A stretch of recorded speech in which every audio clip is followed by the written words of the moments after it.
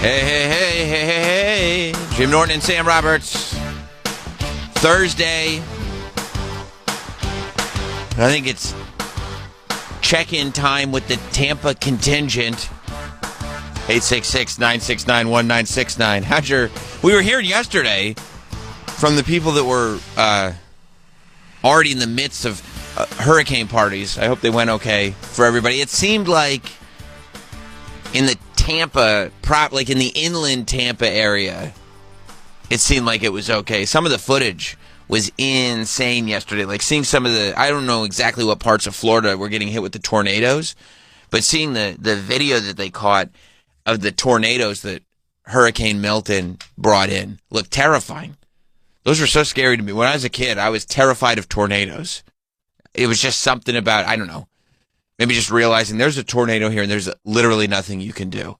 But like they were showing them on the, just these, you don't generally see tornadoes looking like they do in movies, and that's what it looked like what the hurricane brought in. What areas were the tornadoes in? Like that, exactly. What you're showing me. Fort Pierce, Florida. I don't know where that is. And it's just like, it looks like it's CGI'd. It looks like a monster is attacking.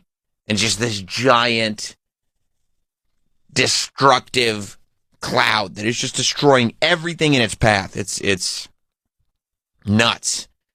But hopefully everything got out of there. I'm assuming that's like right on the water. Yeah. Because it was like that's right on the water. Right. It was the tornadoes coming in, and then I was watching the videos in St. Pete of Tropicana Field having the whole roof. Is that the aerial shot of what it looks like now? Yeah. That was so scary for a couple of reasons. Number one, it demonstrated the power of what was going on. Like the Tropicana Field, the whole roof, the whole side of the roof, it's like a canvas domed roof. It's insane. The entire roof, you can see right through it. Yeah, it got on all sides. Oh, did the whole circumference of the thing? Yeah. Oh, that's right. Yeah, you can see right through it. It got completely torn off. I mean, that looks like at the end, if you go to videos of when they just kind of abandoned the Silverdome in Pontiac. Yeah. Like at the very end of it, the roof was falling apart. But that's because that building had been left alone for years and years and years, and it had gone through Michigan winter after Michigan winter, and it had just kind of deteriorated. But to see this place, like I was there in January, and it's a nice, covered baseball stadium. Well, I mean, it's a fine. Let's not say things we can't. Okay, take back. Sorry. It was used for flower festivals. I saw the tornado, and I got it was an adequate, an adequate baseball stadium. But I didn't go in and think, oh man, they better watch this roof. It's going to get torn off. No. And so watching. And they have video of it, of seeing the wind and the rain come in and just tear the roof off of this covered baseball stadium. And then, as it turns out, all the emergency equipment and the cots, they laid out all these cots for first responders in case, or I'm sure in case residents had their homes and stuff destroyed, that this would be a temporary place where they could stay. But immediately the roof gets torn off and everything in there gets ruined because, all the rain comes down on it. Now there's no roof on the place. It was an incredible sight to see. I hadn't seen this footage that they got in after the storm had already gone through, and they got a drone up there. It was meant, I read it was meant to be able to sustain 110 mile an hour winds. Yeah, because it's not like bad weather and wind and rain is foreign to Tampa. Their team is their hockey team is called Lightning, isn't it? Mm-hmm. Yeah, because they have a lot of lightning and storms. But man, yeah, it was pretty unbelievable. And this, I was watching, for some reason, they made Anderson Cooper last night just do a show outside, which you would think that of all people, Anderson Cooper would be like, yeah, I think I'm going to do the show from the desk tonight. I think we'll just, from the studio, maybe not even in Florida. Maybe we'll do it either from New York or D.C. or something like that. They're like, no. We'll go to Tampa. You'll do the show outside. You're the guy from The Mole, right? He was like, no, I thought I was the voice. No. You're the guy from The Mole. Okay, yes, sir. We're going to have Caitlin Collins inside tonight. You You go hang out, and it wasn't even like they put him in some inland area where you could just get the vibe of the rain. They put him on a river walk. Like, he was literally on a river walk, and you watched, and it happened quick. Like, as the hour turned over for me, maybe it was from like 9 to 10 or 8 to 9 or whenever it shows on, you could see the tide completely rise. All of a sudden, this river was on the same level as the river walk. He starts getting, rain and wind blown at him. Then he just gets leveled with this piece of debris that they kept saying, because Helene had just torn through. They kept saying that there's going to be debris everywhere and this stuff is going to become projectiles. And then you just watched him as he's broadcasting and trying to be this professional on this river walk where the river is the same height as the walk, going, oh, the wind and the rain. Oh, because he got hit in the face with debris. Is this the video of it? Let's see. You can see it in the light there. It is now just whipping off the Manatee River. It's coming in from kind of the north, I guess, northeast. And the water now is really starting to pour over. If you look at the ground, whoa! That wasn't good.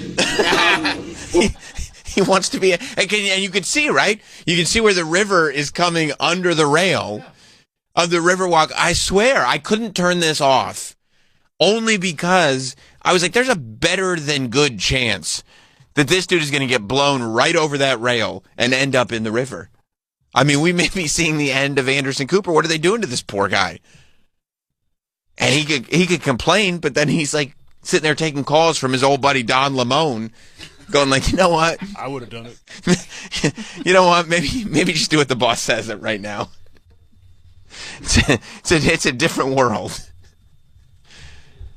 But he made it. He made it. And then, like, it was Anderson Cooper outside on the Riverwalk thrown to this other guy that was on Main Street or something somewhere where they could be like, look at the street sign. It's blowing in the wind. It's like, yeah, you could just put a camera out there. Yeah, you don't have to be out there. No. Physically. Like, you can imagine. Imagine if somebody was out there. Yeah, I get it. Well, I'm going to go out there. Why? And it's the same people that are telling everybody, go find another place to live. Like, get out of here. Don't be in this city. Don't be outside. All right, I'm going to go outside and tell you all about it. You see what I mean? Like, this other guy, this is very dangerous. I guess they're in... For the rain. He was in St. Pete. His hat went away. It's always funny to see a guy lose his hat. And now it's really gusting. On the north. Yeah, I mean...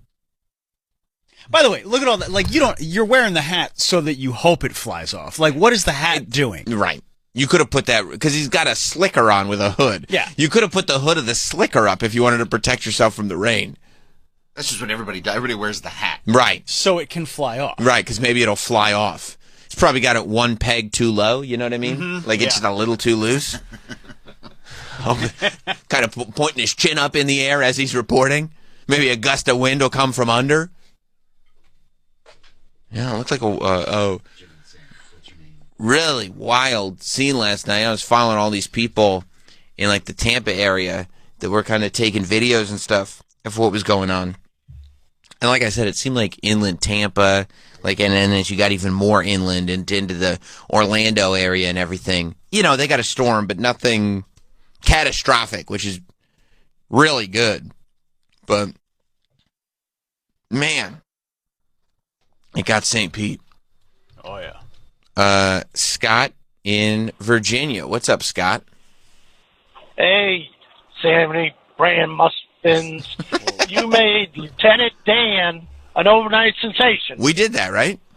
I think so. Yes, you did. I appreciate that. Thank you very much. Yes, I think we did. Now, yeah, the saga of Lieutenant Dan, who we met yesterday when we were covering storm preparation in Florida, was it was one to behold. I mean, this is, I don't want to say a movie, but you could get a solid 30 minutes, I think, out of this for sure. A YouTube documentary? Yeah, maybe a YouTube doc. I think I'd watch a YouTube doc on it. You know, yeah, good like 45 or so.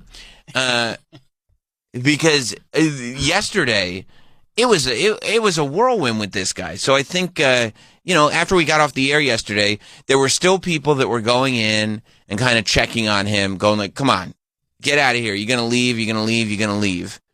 And he went, no, not unless there's a lady that's going to bring me to a motel. If you guys got a lady, I mean, if they really cared about Lieutenant Dan, they could have hired an escort and gotten the escort to bring him to a motel because he would have gone with her. Yeah, 100%. But I think he clarified she needs to stay. Yeah, like you can't have a lady that would just bring him there and then leave. She needs to stay in the motel. Right. Okay, and escorts are paid hourly, and when you've got a storm of this severity, you don't know if they're going to be locked in there for a couple days. Right. That's going to be a running tab. It's a pretty heavy investment. Yes.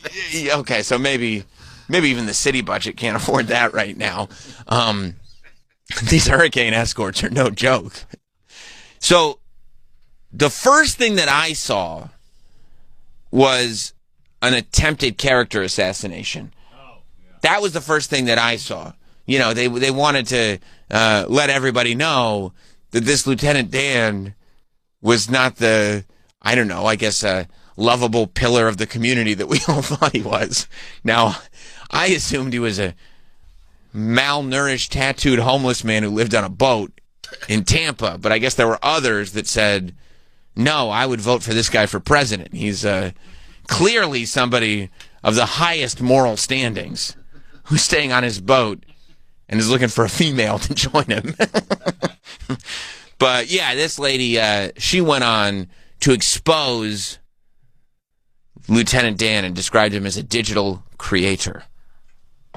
This man has a GoFundMe with over $20,000 in it. He's not homeless, period. He lives on a boat, except for the short year that he spent in prison for beating a EMT with a violin.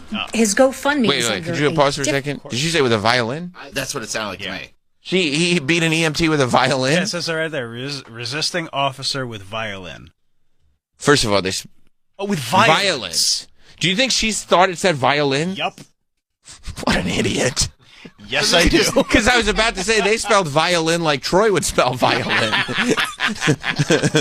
But it just ran out of space, and this lady was like, he resisted an officer with a violin? This is why, listen, even though it's true that he did get arrested, you can't believe everything everybody says on Twitter. You always got to double check. I saw one video, they were like, this is his boat rocking in the water. And then the next tweet came out going, that's not his boat rocking in the water. That's just a boat rocking in the water. And I was like, after I read that first tweet, I lived in this world where without questioning, I said with 100% certainty, which, Troy, you've come in here a million times and gone, this is true, I read it. Because you read it and you go, why would somebody just make this up and lie about it? You mean this video? Yeah. I'm going, that's Lieutenant Dan's boat. It says right there, hang in there, Lieutenant Dan, defeat Hurricane Milton or Mike Tyson. Well, I don't know what the Mike Tyson reference is. But I go, it's a boat. It's in a hurricane. It's tied to a dock. It looks like Lieutenant Dan's boat. Why would somebody just post a video of a random boat at a random time and say that? That's his boat. And then another tweet comes out going like, yeah, that's not his boat. That's not true. Actually. Yeah. But I will tell you, the idea that this man has a mugshot is not, I'm not utterly shocked by it. And to be fair, in the evidence that this TikToker presented, it says he's got a GoFundMe with $20,000 in it. That's because it hasn't hit his goal of $25,000. Okay? And they're trying to support Lieutenant Dan's seafaring dreams. Also, to say a guy he's not homeless, he lives on a boat. We know he lives on a boat. That's public knowledge. We just kind of, and maybe it's the wrong term, but if you live on like a fishing boat and that's your whole residence, like my address is this boat, I would say I'm not going to categorize you as not homeless. Right. Is that fair? 100%. Especially in Florida. If you're in Florida and you're homeless, living on a boat probably has a lot of appeal. Yeah, absolutely. And if you told me that he did not purchase that boat, he just found it, I wouldn't be shocked about that either. By the way, so this video came out yesterday. Right. And it's $20,000 of a $25,000 goal. Right. Okay. I guess the hurricane wasn't too much for Dan to increase the goal to $100,000. He hit 25 because he's up to 35 now. Except he increased his goal to $100,000. Now look, That's right. He's probably got it on an app or something. It probably took 2 seconds, right? I mean, I don't know, man. I think Somebody gave him $1,000. look, I get it's a fun meme, but what kind of disposable income do you just have? Plus, I don't think he's going to hit the 100,000 because today's kind of his last day. You know what I mean? The next time we hear about Lieutenant Dan, it'll be, remember that guy from that meme last year? Yeah, he did something horrible and he's in jail. Like, he did a terrible thing to an innocent person and he's in jail. It's going to be like that couple who claimed they were giving money to like that homeless guy and find out they're all in on it together. Right, that they're the ones who kept the money. The guy lives on an RV in their driveway. Yep. Yes. Something's going to happen like that. There's a great Netflix documentary about that, by the way. Yeah. Okay. So let's go back to this woman trying to assassinate his character. That, by the way, none of us were like, "Oh, this is a great man." But why does she have to shit on him? Like, why does she come forward as the? Like, Someone's got to do it. You know why? No. You know why? Why? She's a hater. Yeah. Plain and simple. She is a hater. Lieutenant Dan, I'm sure, is a lot of things. She's a hater. Like, just let the guy live his life. He's out on the boat. First of all, it's violence, but they ran out of room. So he didn't actually, for the record, there's nothing in that evidence that says he assaulted somebody with a violin. Violin is not spelled E-N. Like that movie, A History of Violin? No, History of Violin. It's just a movie about, the string section. Yeah, and we were just trying to see if a guy, regardless of what he's done with his life, could survive a hurricane on a boat. That's it. Yeah. That's it. You didn't need to know like It doesn't the moral. No, I didn't. Okay. It doesn't always have to be a thing. Like it's not like Just have fun. Yeah, I wonder if this perfect human being can survive Hurricane Milton on a boat. No, it's just this maniac is living on a boat and won't leave, and there's a hurricane coming. Let's watch. That's all. Well, let's see what else he's done. All right. Except for the short year that he spent in prison for beating a EMT with a violin. His GoFundMe is under a different name than the one that he's using in the Daily Press and the one that he was arrested in. So it's really hard to tell who exactly he is. Hit but pause. what I have found is that Somebody else did the GoFundMe, not him. He's not setting up his own GoFundMes. He lives on a boat and is looking for a female. He doesn't have time to set up a GoFundMe. Mystery solved. Somebody else set up the GoFundMe for him. That's why the name on the GoFundMe isn't the name that he got arrested by. I figured it out. I cracked the case. Just that easy. All right. Whoever this is, it's probably the guy filming him. This woman's such a Karen. Karen is right. Karens are haters by definition, too. Yeah. Because it's like, this guy's doing his thing, and she's like, no, I got to go correct him. What's going on? And I got to let everybody know that this guy is not who he says he is. That's right. I mean, shut up. Shut up. And, you're the one wearing a silk scarf around your neck. You know what I mean? Like, that's glasses on. Like, you can't take your glasses off your head before you do the video. Do you even need those glasses, or do you just keep them on your forehead? No, because she thinks she looks cool while she does her video. I don't think she looks cool at all. I don't think she does either. She looks stupid. I think you're right, especially what she's saying, flapping her gums. About Lieutenant Dan, that's not cool at all. You hate her? Yes. You do? Yeah.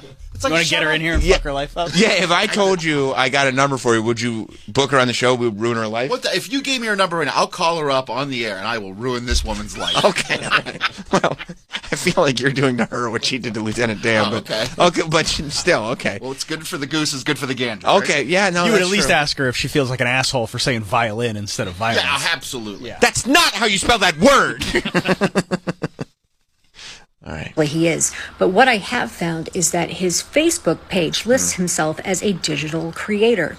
That's right, a digital creator. He lives in Palm Beach. Knowing that there was going to be a storm, he anchored himself to the worst place. He does TikTok lives. That's how people found him. Yeah, everybody calls themselves a digital creator. Yeah, it's so That's easy. not a big deal to me. No. He's actually a digital creator. And you can't say that unless you have a degree in digital creation. All right, everyone is. He goes on TikTok Live. What's he going to put on Facebook? Like, what's your occupation? I live on this boat? Yeah. Homeowner? Yeah. Place in all of Tampa. the worst place. From where he anchored, there are 4 marinas. The Hillsborough River, a short jaunt, like literally not even 700 feet from where he's anchored, would have been a safer location to put his boat. He was offered hotels. He was offered homes. He has clearly made $20,000 in a GoFundMe. All of this for internet clout. Meantime, there are people who are homeless in Tampa, in St. Pete, Clearwater area. There are people who are infirm, who She are thinks he's faking? gravely ill, who have no cars, who cannot leave, who do not have options, and those people have my sympathies. Those are the people What a hater. that deserve our sympathy.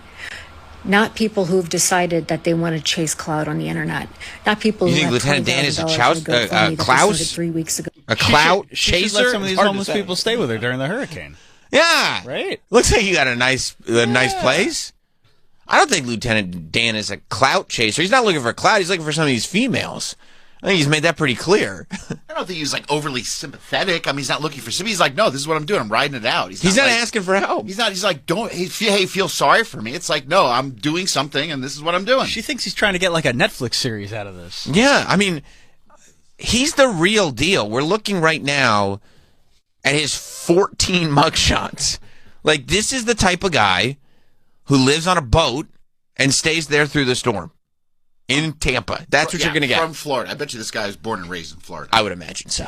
He appears to be. Yes. And, like, his mugshots all look like when they do the thing of, this is what happened, this is how quickly meth can destroy you. Yes. Except every single mugshot is the last picture. Yeah. Yeah, I mean, I don't think he's misrepresenting himself. No. I don't think he's probably the greatest human being in the world. I think you're probably right. But I think he's, a guy who lives on a boat who stayed there through the storm. Most of these are apparently failure to appear arrests. Which, again, does that shock you that he didn't show up for his court dates? For a second. But if they really wanted him to show up for his court dates, I bet I know where they could find him. Boat. And I bet I know how they could lure him in. I bet I know, too. Get a female bailiff. Don't worry, I'm going to stay in the courtroom the whole time. All right, I'm rolling with you then. Just get a lady bailiff to show up. Hey, you want to get off this boat and go to the courtroom? With you? Yeah. Yeah, I do. Matter of fact, I do. Let me just lock things up here. Yeah. So then, this hater... Now, the haters campaign... it was not terribly successful, correct? I know the video went everywhere, but it felt like most people were not like with her idea of we've exposed this. Yeah.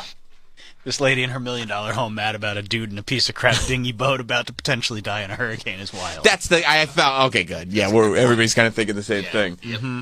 The only grifter I see in this situation is you exploiting him for clicks. That is true. A lot of misunderstanding here. Somebody else set up the GoFundMe. And this person says, so what exactly did he do wrong? She'd probably respond, well, the thing I mentioned before about the violin. Yeah, did I mention the violin? The violin? You didn't use it to play a song. So then the mayor of Tampa made a statement about Lieutenant Dan, which is, I mean, if this isn't the American dream, I don't know what is. As a result of this storm. Neighbors help neighbors. We have transportation solutions. If you can't get out of a certain area, we can send someone to get you. The Tampa Police Department this morning just saved Lieutenant Dan. He has been rescued and he is now in a shelter as well. So Perfect. If we can get Lieutenant Dan to go to a shelter, we can get anybody to do that. Perfect. Okay, so I said... Case closed. I said the story's over. Thank God, too. Lieutenant Dan is safe. He's going to survive the storm. He's in a shelter. Although, imagine if you were in the baseball stadium. If you were in Tropicana Field. You'd be like, I should have stayed on my boat. This sucks. And end of story. Am I right? Nope. Like I said, Lieutenant Dan does TikTok Live. He is a digital creator. And I believe that after the mayor made a statement from his boat, he decided to update everybody on the fact that the government is lying to you. I didn't go anywhere. Yeah. Lieutenant Dan made the announcement that regardless of what you hear on the news, I am not in a shelter. Is this the live video from TikTok? It's 5 minutes. 5 minutes long. Well, it's TikTok live. And I love that it was TikTok live, too, so nobody can be like, oh, this is pre-taped. Also, I don't know if Lieutenant Dan has the full technology to, pre-tape and release on a certain time. What are you talking about? He's a digital creator. I think that his labeling of a digital creator may have been overstated by the woman who can't spell violin. You want to hear some of Lieutenant Dan? I would like to hear him correct the mayor of Tampa. Hey, TikTok fam. Can you hit pause for a second? Hello, Twitter world. Did he just say, hey, TikTok fam? Yeah. Okay. So he is indeed a digital creator because nobody else. Hey, TikTok fam. Maybe he is a clout chaser. Hey, TikTok fam. I just made a video, but it had no sound, so I'm making it again. Just to let you know, I'm still on the boat. I don't even know what time it is. But he wouldn't. He's on a boat. Everything is good. Everything's safe. I'm dry. It's raining pretty hard. The wind is picking up a little bit, but that's to be expected. I can't say I don't foresee any problems because I wouldn't foresee any problems anyway. Not that type of guy. Playing it all by ear, Yeah. I'm not going anywhere, and it's not because I'm worried about losing the boat, although I am a little bit. But thanks to all the people who charged like more than enough to get me. I want a bigger boat. I want to get on something that's a little more stabler. And you all made that possible for me. Thank you so much. Oh, you need to pause for a sec. He's trying to raise the $100K to get a new boat. I mean, I don't know. Again, isn't this something we can all just enjoy? Do we need to buy him a boat? No, he doesn't have to worry about that. Hey, brave the storm. Yeah. There needs to be some sort of reward for that. Does there? I mean, he could have just not stayed on the boat. Because that's the other thing. It was always an option to not stay on the boat. He could just not do it. Right? He could go somewhere else. He could have. What was the one requirement? Yeah, they meet his requirement. Yeah. The female. Right. Right. Okay, so did they have a female for him? The mayor doesn't count because she didn't go there on her own. And stay. And she wasn't willing to stay. Yeah. Because he did say the female has to stay. Has to stay. Can't fool me. Can't just lure him in and then be like, all right, see ya. No, that's pretty... No, he's not a mouse to cheese. No, he's a little smarter than that. He was born at night, but it wasn't last night. Ooh. Yeah. Oh, is this a streamer? Yeah. Yeah. Who got in contact with Lieutenant Dan? Yeah. Oh, so he is getting a boat. Well, that's what he says. Okay, let's see. Able to come up. I'm going to be able to pay for a boat for you. We're going to get you a nice boat. What? In the range of $50,000 to $100,000. And we're going to get you a full-time kick deal, which is a live stream deal where you can stream your entire voyages and all your adventures. And you could have a passive income come in. And you're going to be, you're going to have a kick deal, man, a live streaming deal. So you could live stream and connect with fans all over the world, and they could really see your adventure, man. Wow. Show some excitement. Jeez. Thank you. It's going to be insane. Well, because the only thing is, it's all this great stuff. Like, yeah, a new boat would be great. A kick deal, I don't think he knows what a kick deal is, would be great. But, because he had said about the female. He didn't mention anything about is there going to be a female, in the mix as well? Because that's really what Lieutenant Dan, he didn't say he wanted. As a matter of fact, he said that he wanted to stay on his boat to keep his boat. He wanted a female on the boat, not a new boat without a female. Like, he was probably surprised that the gift ended there. He's like, okay, boat, right, kick deal, cool. What? That was a period? You're done? I thought that was a comma. Where are we getting to the? Is there a female? Is there a female that you're also gonna mention here? Also, I'd love to find out if this streamer that gave him the boat, it's like, yeah, you're gonna be able to make a passive income, of course, 40% will go to me, 60 to you, and, it'll be great. You want to keep hearing this guy? Yes. I mean that from, but I don't know what else to say other than thank you. And bless you all. And You guys are really getting me out of that, and I want to thank you. You're giving me my life back. I'm 54 years old, and I've never gotten to live yet. Yeah, we got a little bit of issues going on, but we'll be all right. You're going to be good, man. Look, my life, I was satisfied with my Social Security disability check every month. That kept me in food. You have a mailbox on the boat? How's he getting the check? P.O. box. Oh, he got P.O. box. You leave the boat, go to the P.O. box with the check, go to check cashing, come back, pocket full of cash. Maybe there's a female on the boat. Nope, not this time. That's okay. Still got the pocket full of cash. Okay. I see how he's whatever other things I might have needed. And I was content with that, but I was never happy with it. You know, I was content to be able to survive like that. But you're giving me the opportunity to live. And I don't know if you don't understand what that means because you probably lived your whole life. But I lost my leg when I was 16, cut it off when I was 18. And then when I got married at 19, my life really just took a different turn. And then I was diagnosed with cancer when I was 30. Wait. You don't understand. I lost my leg, diagnosed with cancer, married this broad. Like, these are the three tragedies. My life was ruined. My life took a real turn. These are the three tragedies in life. Lost my leg, got cancer. Got cancer. I mean, in the worst. Wait, but did he say that he lost his leg, yes, but only cut it off 2 years later? Yeah. What happened in the interim? He didn't know where it was. Well, you can't cut off a leg if you don't know where it is. Plus, Mike, you know those teenage years. They're crazy. Right. The doctor's like, well, where do you want me to cut? He's like, I don't know. I don't know where it is. I mean, I know a field goal kicker who once lost his leg during a big game. Oh, yeah, I know who you're talking about. But I think fans just drank beer out of it and then returned it the next day. They did. That's true. I went through 14 years of OxyContin addiction because of that. Got off OxyContin in 2014 and then been on the street since 2015. Wow. So my life has been very eventful, but not in a good way. Including the marriage. Yeah. Don't forget about the marriage. Especially the marriage. Yeah. I also love this idea of like, hey, man, we know you want to live your life to the fullest. That's why you're going through a deadly hurricane on a boat in the water. Okay. So he corrected the mayor. He said he was indeed not going to any shelter. He was going through the whole storm on the boat. And then have we checked in with him? I mean, there have been multiple check-ins. Pre-storm or post-storm or during the storm? Post. And during. There were people going up to him during the storm. Yeah, this might still be... Do we have confirmation from the mayor why she lied? You know, that's a good question. I'd like to have that as well. Oh, yeah, I'm sure we'll find out why the government lied. Yeah, why is the government lying to us about Sure, Lieutenant Sam, let me Dan? get right on that for you.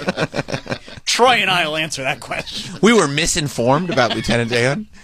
I would imagine it was probably because they didn't want a bunch of nudniks showing up at the dock and That's trying my to guess. interview Lieutenant Dan during the storm. It's like if Lieutenant Dan wants to do this, fine. But all these TikTokers and streamers running out there. Well, she, much like J.D. Vance, was told there would be no fact-checking. I was told there'd be no fact-checking. Hey, Lieutenant Dan was, I want to correct you on this. He was actually not in a shelter. Yeah, there's not supposed to be fact-checking. I was told no fact-checking. No fact-checking. Anyway, he's in the shelter.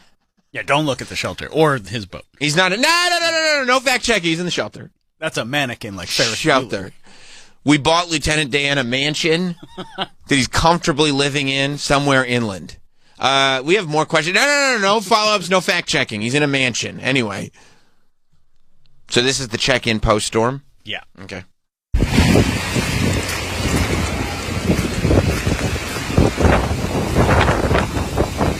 Lieutenant Dan! Lieutenant Dan! It's like calling for Beetlejuice. You gotta say it 3 times. Lieutenant Dan! Yeah! There it is. You should come out now. There he is! It is 3 times! Are you okay? Yeah! Are you sure? I think you made it through the worst of it. He was, it looks like he was sleeping. The water's all receded here. Man, it's windy. It's very windy. I don't know. It's hard to hear him, but he's talking. Okay, well, we're going to stay up here, so... Don't. All right. All right. Okay, yeah. We're going to stay up here and check. Okay. Yeah, you want to stay? That's fine. I was sleeping. You woke me up. Lieutenant Dan! I was just calling him that. It's like they see him on the dock and jump off the boat. And then I saw here 30 minutes ago. This was Ooh, another check-in this morning? Yeah. Okay. Look how sunny it is now. It's beautiful. That's beautiful. I'm sure it's beautiful down there now. Tampa's waking up early to check on Lieutenant Dan. Lieutenant Dan! We got the boat here, and Lieutenant Dan here. Oh! Way to go. How'd the night go? It was a little rough till about 11:30. I repositioned the boat, and I was heading into the wind, and I slept like a baby from 12:30 to 5 o'clock this morning. I woke up twice to pee, that was it. But other than that, I mean, it's been a great night. I just smoked half a joint. I'm high, I'm watching all the people running around like crazy because of all the water. And water went up. It was up to here last night. It was over the fucking pole. There's the boat, still standing. I mean, I believe me, I got battered against the tire, but other than a couple of scuff marks on the side, my boat's in better shape now than it was before because it got washed. So, I mean, everything's a plus. It's a win-win all the way around. Everything's a plus. Always look on the bright side. Good for him. All the way around. It's all he does is win. Look at Lieutenant Dan. He looks like a guy who's just winning. He's crushing it. Yeah. What's he got there? A coffee? Where do you get the coffee He's from? got coffee. He's high. He's got crutches. His boat's washed. Wake and bake. Oh, Sleep 5 hours. Wake up in the morning sun. Only had to piss twice. life is good. Pissed a couple times. That's that Troy Kwan schedule. That's right. What'd you learn from this experience? Not a damn thing. No. I believe that. Yeah. I believe that. You know what he learned? Nothing. You can't listen to the hater. Yeah. Yeah. Me? Nothing. He hit him with the ODB. Yeah. Oh, me? Me? Nothing. He really makes people look stupid because he's like, look, I survived. I told you I was going to survive. Yeah. Nobody had to leave. I don't care what this mayor's saying. I don't care what this hater on TikTok is saying. I don't care about none of it. What'd you learn? Nothing. I learned I'm getting a new boat. I got because it washed the boat. Yeah. Good power washing. Boat's better than it was before the hurricane. Better than it was. Everything's a plus. It's a win-win all the way around. What'd you learn from this experience? Not a damn thing. No. There actually there are a lot of good people in this world. And I gave up on this world years ago because I've been on my own, and I mean, I struggle every freaking day just living. And never anybody offers to help. Never. But Terrence here posted this video, and it started getting likes, and then people started realizing that, you know, maybe he's not just crazy, maybe he really does need help. Of course, man. Let's go. And people came out and helped me remove my boat from down over here, where I would have got smashed last night on the wall. And we brought it over here. Yep. And one of the guys is actually a sailor, so he kind of knew how to rig it. So, and then once he was done, I could modify it and make everything. Nice. Okay. All right. So by the way, this guy that like has blown up Lieutenant Dan, the one that's doing all these videos. Yeah. How soon until he starts asking Dan for his cut? I mean, especially if it's going through him. Yeah, this is so now that the feel good part of this story is over. Now that the storm has passed, Lieutenant Dan has survived. Now it's the destruction part of it. If you thought that storm was bad, wait until you see what the internet does to you. They're going to be digging through everything. It's going to be Lieutenant Dan. It's going to be the guy that put him on to begin with. It's going to be that streamer who's not going to really buy him a boat. It's going to be everybody involved is now going to get looked into. The detectives are coming out because he's got, today's his last day, Lieutenant Dan. Oh, yeah. And the internet won't just let it go. They got to destroy someone attached to this. They need to just let him live his life is what they need to do. Lieutenant Dan? Yeah. I mean, that's not fun. I don't think there's much they can do to him, but I do think that they're going to look into the guy who put him on. That guy made a statement. I did see that. I don't know if you can find the guy that put him on? Yeah, because he was getting a lot of shit for it, and I think he kind of cleared. He's like, come on, man. Come on, dude. I'm interviewing a guy who lives on a boat. I'll look for it. Yeah. I'm looking for it, too. Yeah. I was finding other things that Troy was right about yesterday. What's that? Oh, that's... I mean, you literally said this was going to happen. I knew it. Oh, was it people waving their Trump flags? Uh-huh. All right, you see right here? You see where my mouse is pointing? Yeah. Okay, that's a guy. Okay. Hang on. Spinning. Okay.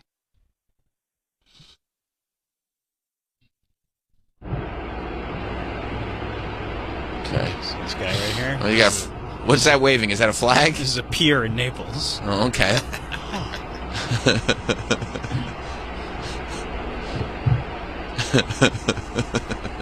Yeah, I see him now. Setting it up.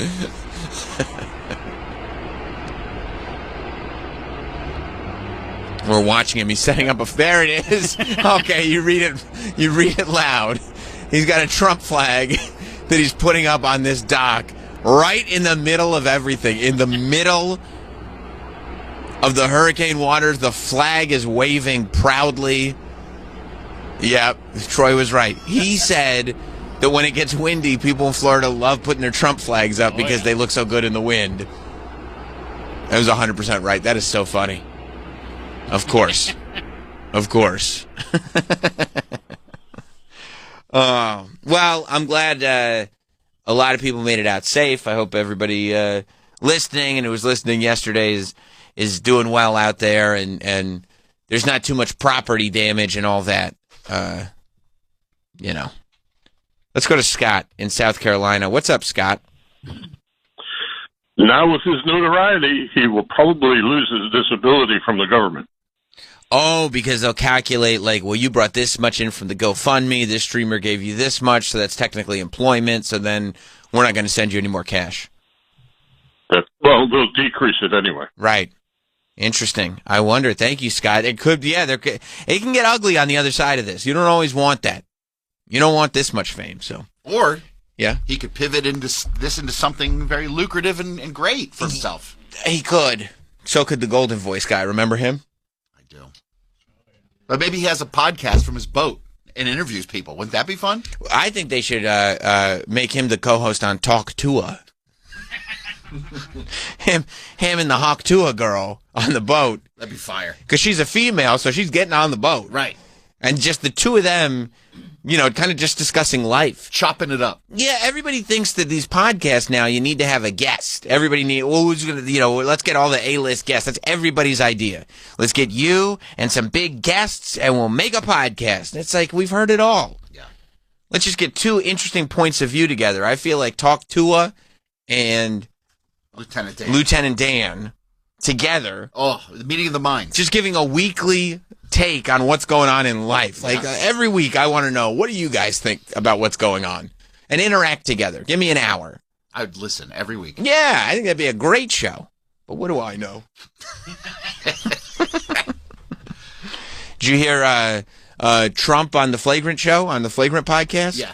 It is really funny watching these presidential campaigns. It feels like Kamala's getting all the girls with a call her daddy, and Trump is going for all the boys with the Flagrant. You know what I mean? I mean, it's fairly parallel when you look at those two shows, I guess, right? He was funny. The whole thing was funny. It was funny, too. Like, Sean Hannity was on one last night talking about how instead of helping people with the hurricane, Kamala was drinking beers with Stephen Colbert, as if she made that choice. Like, the conscious, like, you can help with the hurricane, or you can have, like, a Miller High Life with Stephen Colbert. And she goes, I'm going to take the Miller. But meanwhile, President Trump is on Flagrant. And, you know, Schultz kept it very comedy-centric, which is good. Yeah. Asking about how he comes up. Trump's explanation of how he comes up with the nicknames. Oh, that was great. You know, when he was breaking down, you know, there is a science to it. It has to sound good. Like, it can't just be cutting. It has to roll off the tongue. Yeah. Like, it can't be, you can't stutter with it. And they gave him props for the name Tampon Tim. Right. But then Trump was like, well, that's a little hard to roll off the tongue. Too many syllables. Tampon Tim. But then I did see a tweet or a truth post go out that he did use Tampon Tim. So maybe he will bring that back because Schultz did like it so much. That's true. That could have been a trial run on the truth post. Yes. I also like that he said, like, it's not, he didn't stop Tampon Tim because it's in bad taste. No. Because it's like a presidential candidate should not say stuff like that. It was because it didn't roll off the tongue properly. And we heard a new name yesterday that I wasn't aware of. Which is that? Gavin Newscum. Kevin Newscomb. I wasn't aware of that, but No. he debuted that on the podcast. Okay, I think that's a good name. I mean, DeSanctimonious clicked. Yes, it did. Yeah, and it ruined him. It ruined him. And just like low energy Jeb, ruined him. DeSantis had a moment where he was like a serious candidate. And then Trump came with the DeSanctimonious, and it was over for him. Well, that's what Trump said. Is he's come up with some really good names in the past. He gave himself a little pat on the back. He gave himself a pat on the back that he has, but they're his Republican friends, so he can no longer say those names. Well, at least he's got integrity. They're my Republican friends. So, he's talking about Lion Ted. I'm sure Lion Ted has to be one of his Hall of Fame. And Little Marco. I mean, that's so great. Because it is. Because Marco Rubio was trying to present himself as this, sort of, almost like 1980s, 1990s, father knows best, real politician, I'm a leader. Yep. And, calling him little is, really just stripping all that away. Makes a good point. Is this a clip from... this is him talking about how he comes up with the nicknames. The philosophy of the nicknames. Yeah, okay, this is a good question. I'm good with names, You are. You're very good. You are. Yeah. Pocahontas. Yeah. He likes that one. He likes Pocahontas. He knows he's with his people who are going to find all of this hilarious. Yeah. We probably did his homework, and he goes, they like to laugh at stuff on this Flagrant show. There's a lot. So let me just hit him with some of these names. That's what he says. He's like, you guys like to have fun. This is a good interview. He acknowledged it. Yeah. But anybody that laughs at his shit, he's like, you guys do a very good job. And he said, you guys ask really good questions. Right. If they had actually... how do you come up with a nickname? Right. He really thinks that's inside the actor's studio. Yeah. How do you come up with nicknames, which, by the way, are some of the greatest things I've ever heard? He goes, that is an excellent question. And very perceptive. If they had been do you think that when you look back at 2016, you've changed the course of at least dialogue and how we communicate with you? Okay.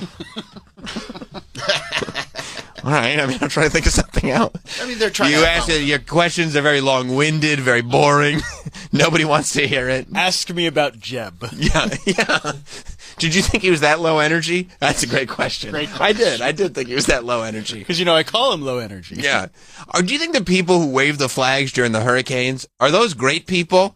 That's a very, very good question. Yes, they are great people. People say they're great people. Yeah, people say they're great people, and it's hard to deny. It's hard to deny that they're great. And you ask all the great questions. Yeah, he really is a master. Yeah, yeah. Don't you think that really? I mean, Kamala's had her back up against the wall. Having to come up with a presidential campaign with very little time and get the nation behind. Yeah, I don't understand what you're even asking here. All right, let's hear how he comes up with nicknames and gets the really, really good questions. I'm good with names, You are. You're very good. Yeah. Pocahontas. Yeah. We have names. What about? And there was Tampon Tim was good. What about the problem with Tampon Tim? It's hard to say. Yeah. In other words, it's a mouthful. It's a lot. Tampon, and you can't stutter it through when you call it. It's really a lousy word to say. Yeah.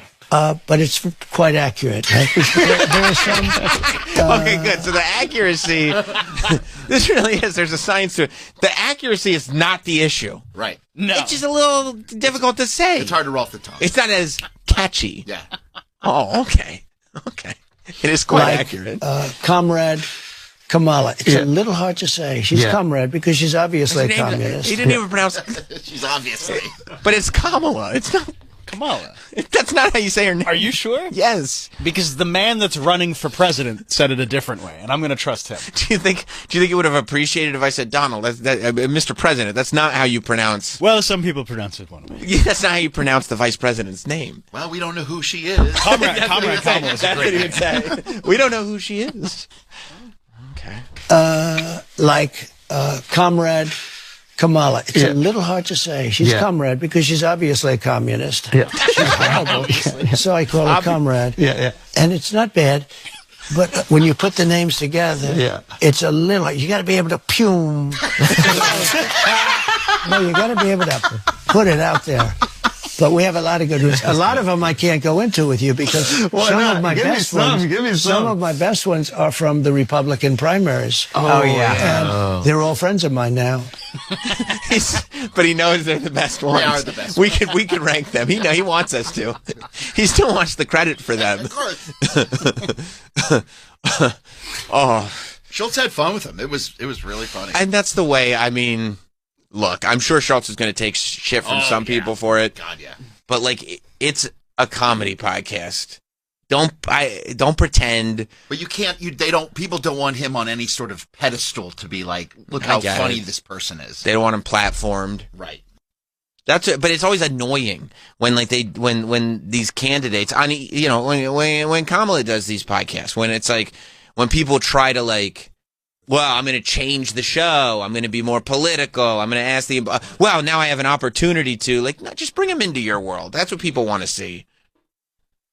Now look, the idea that they're asking all the great questions, they're entertaining questions. I don't know if they're getting to the bottom of everything. He complimented Biden in this clip. He did? Yep. He said there's something that, he can do that I can't do. What did he say? Over the last week, I have, when we talk about funny or sad, I think it's more sad than funny. Yeah. He has one ability I don't have. Yeah. He sleeps. He can sleep. This guy goes on a beach and he lays down on one of those, 6 ounce. They weigh 6 ounces and you can't lift it. Yeah. Well, that's. He's saying he can't lift a 6 ounce beach chair. He's not even running against Biden anymore. Why is this necessary? It's funny. I mean, it's. Oh, and listen to his next. Am I going to tell you it's not? I'm not going to say it's not funny. I mean, watch. He discusses Biden in a swimsuit. Yeah. Okay. Sorry, I paused it too early, I guess. No, they're meant for children. Yeah. Young people and old people to lift. Yeah. They're aluminum, hollowed aluminum. Yeah. They weigh very little, and he can't lift.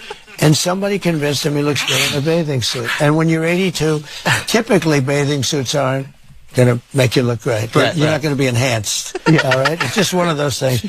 I can't be sure about that, but typically, Depends what he's packing. He could. I don't know what the hell he's packing, but I don't want to know either. I don't know, but Pause for a second. Every ounce of him right now wants to say it's not a lot. He's got every ounce. He's not packing a lot. This is what you have to know about Trump.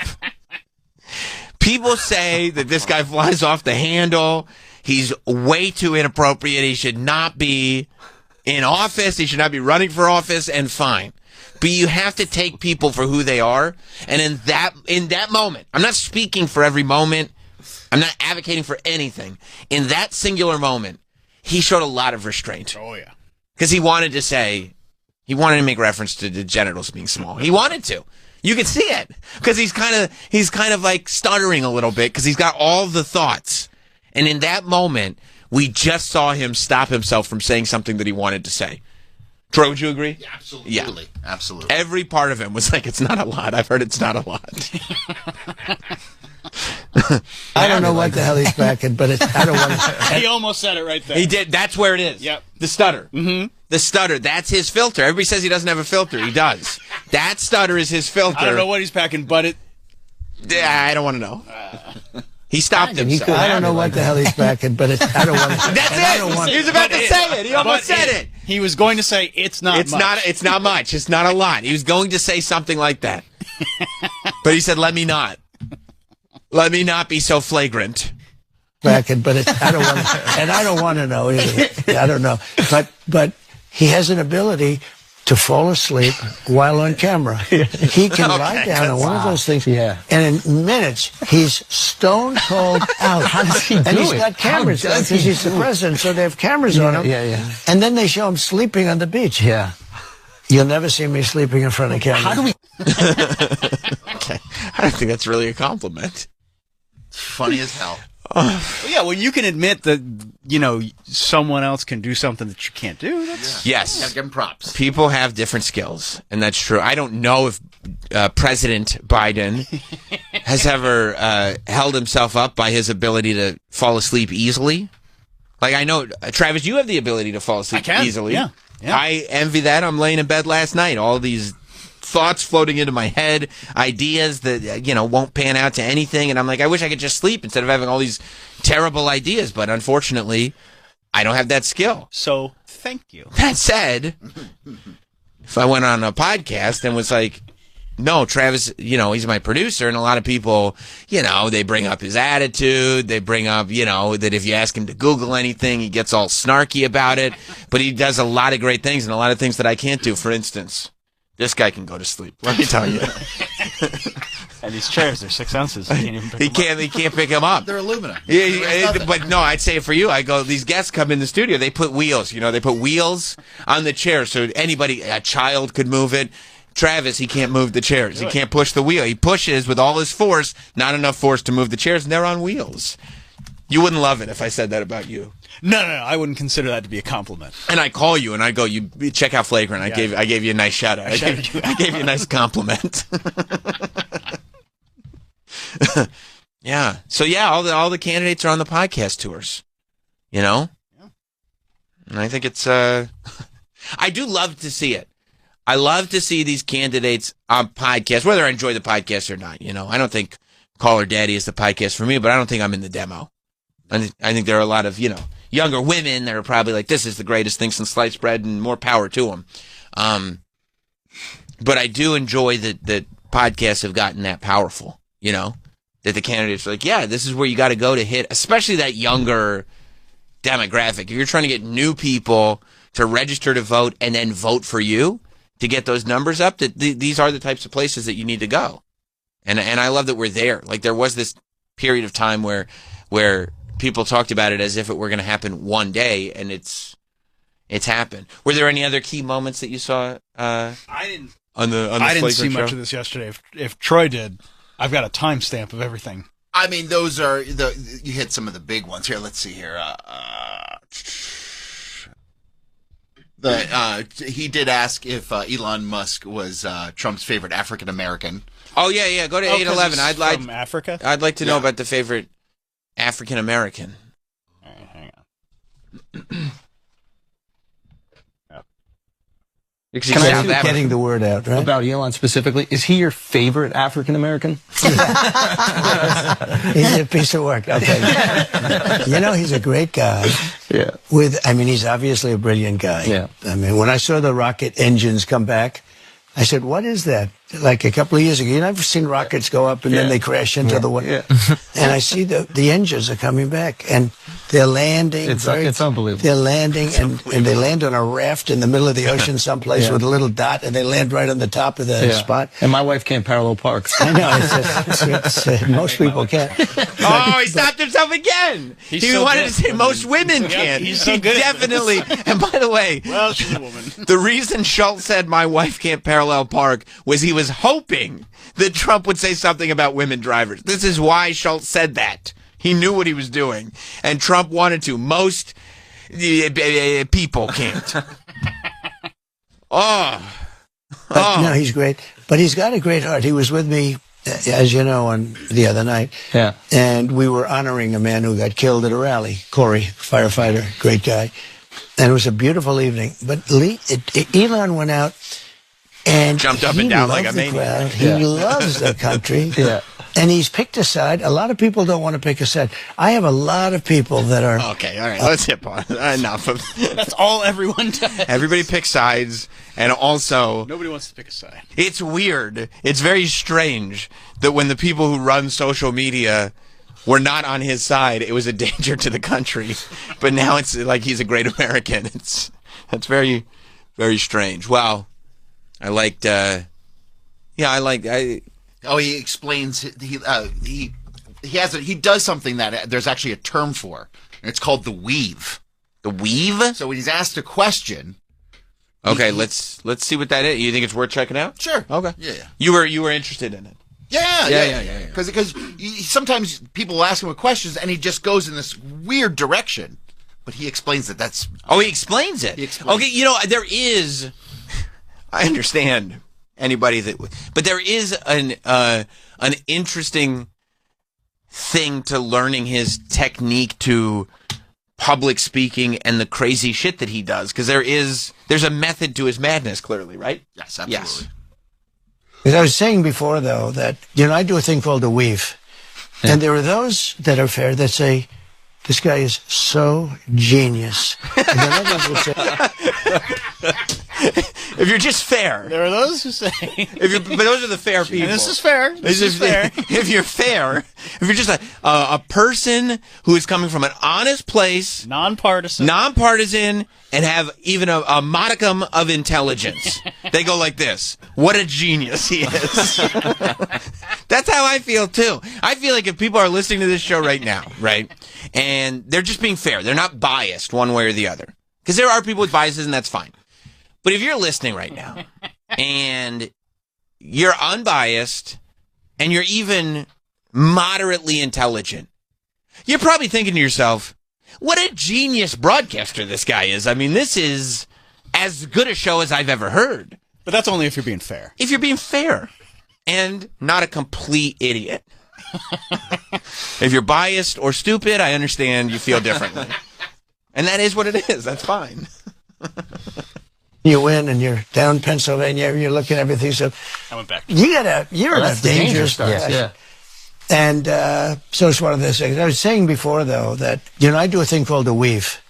Yeah. And there are those that are fair that say, this guy is so genius. And then others would say, oh, he rambled. I don't ramble. If I start a story, what you do is you weave things and you do it.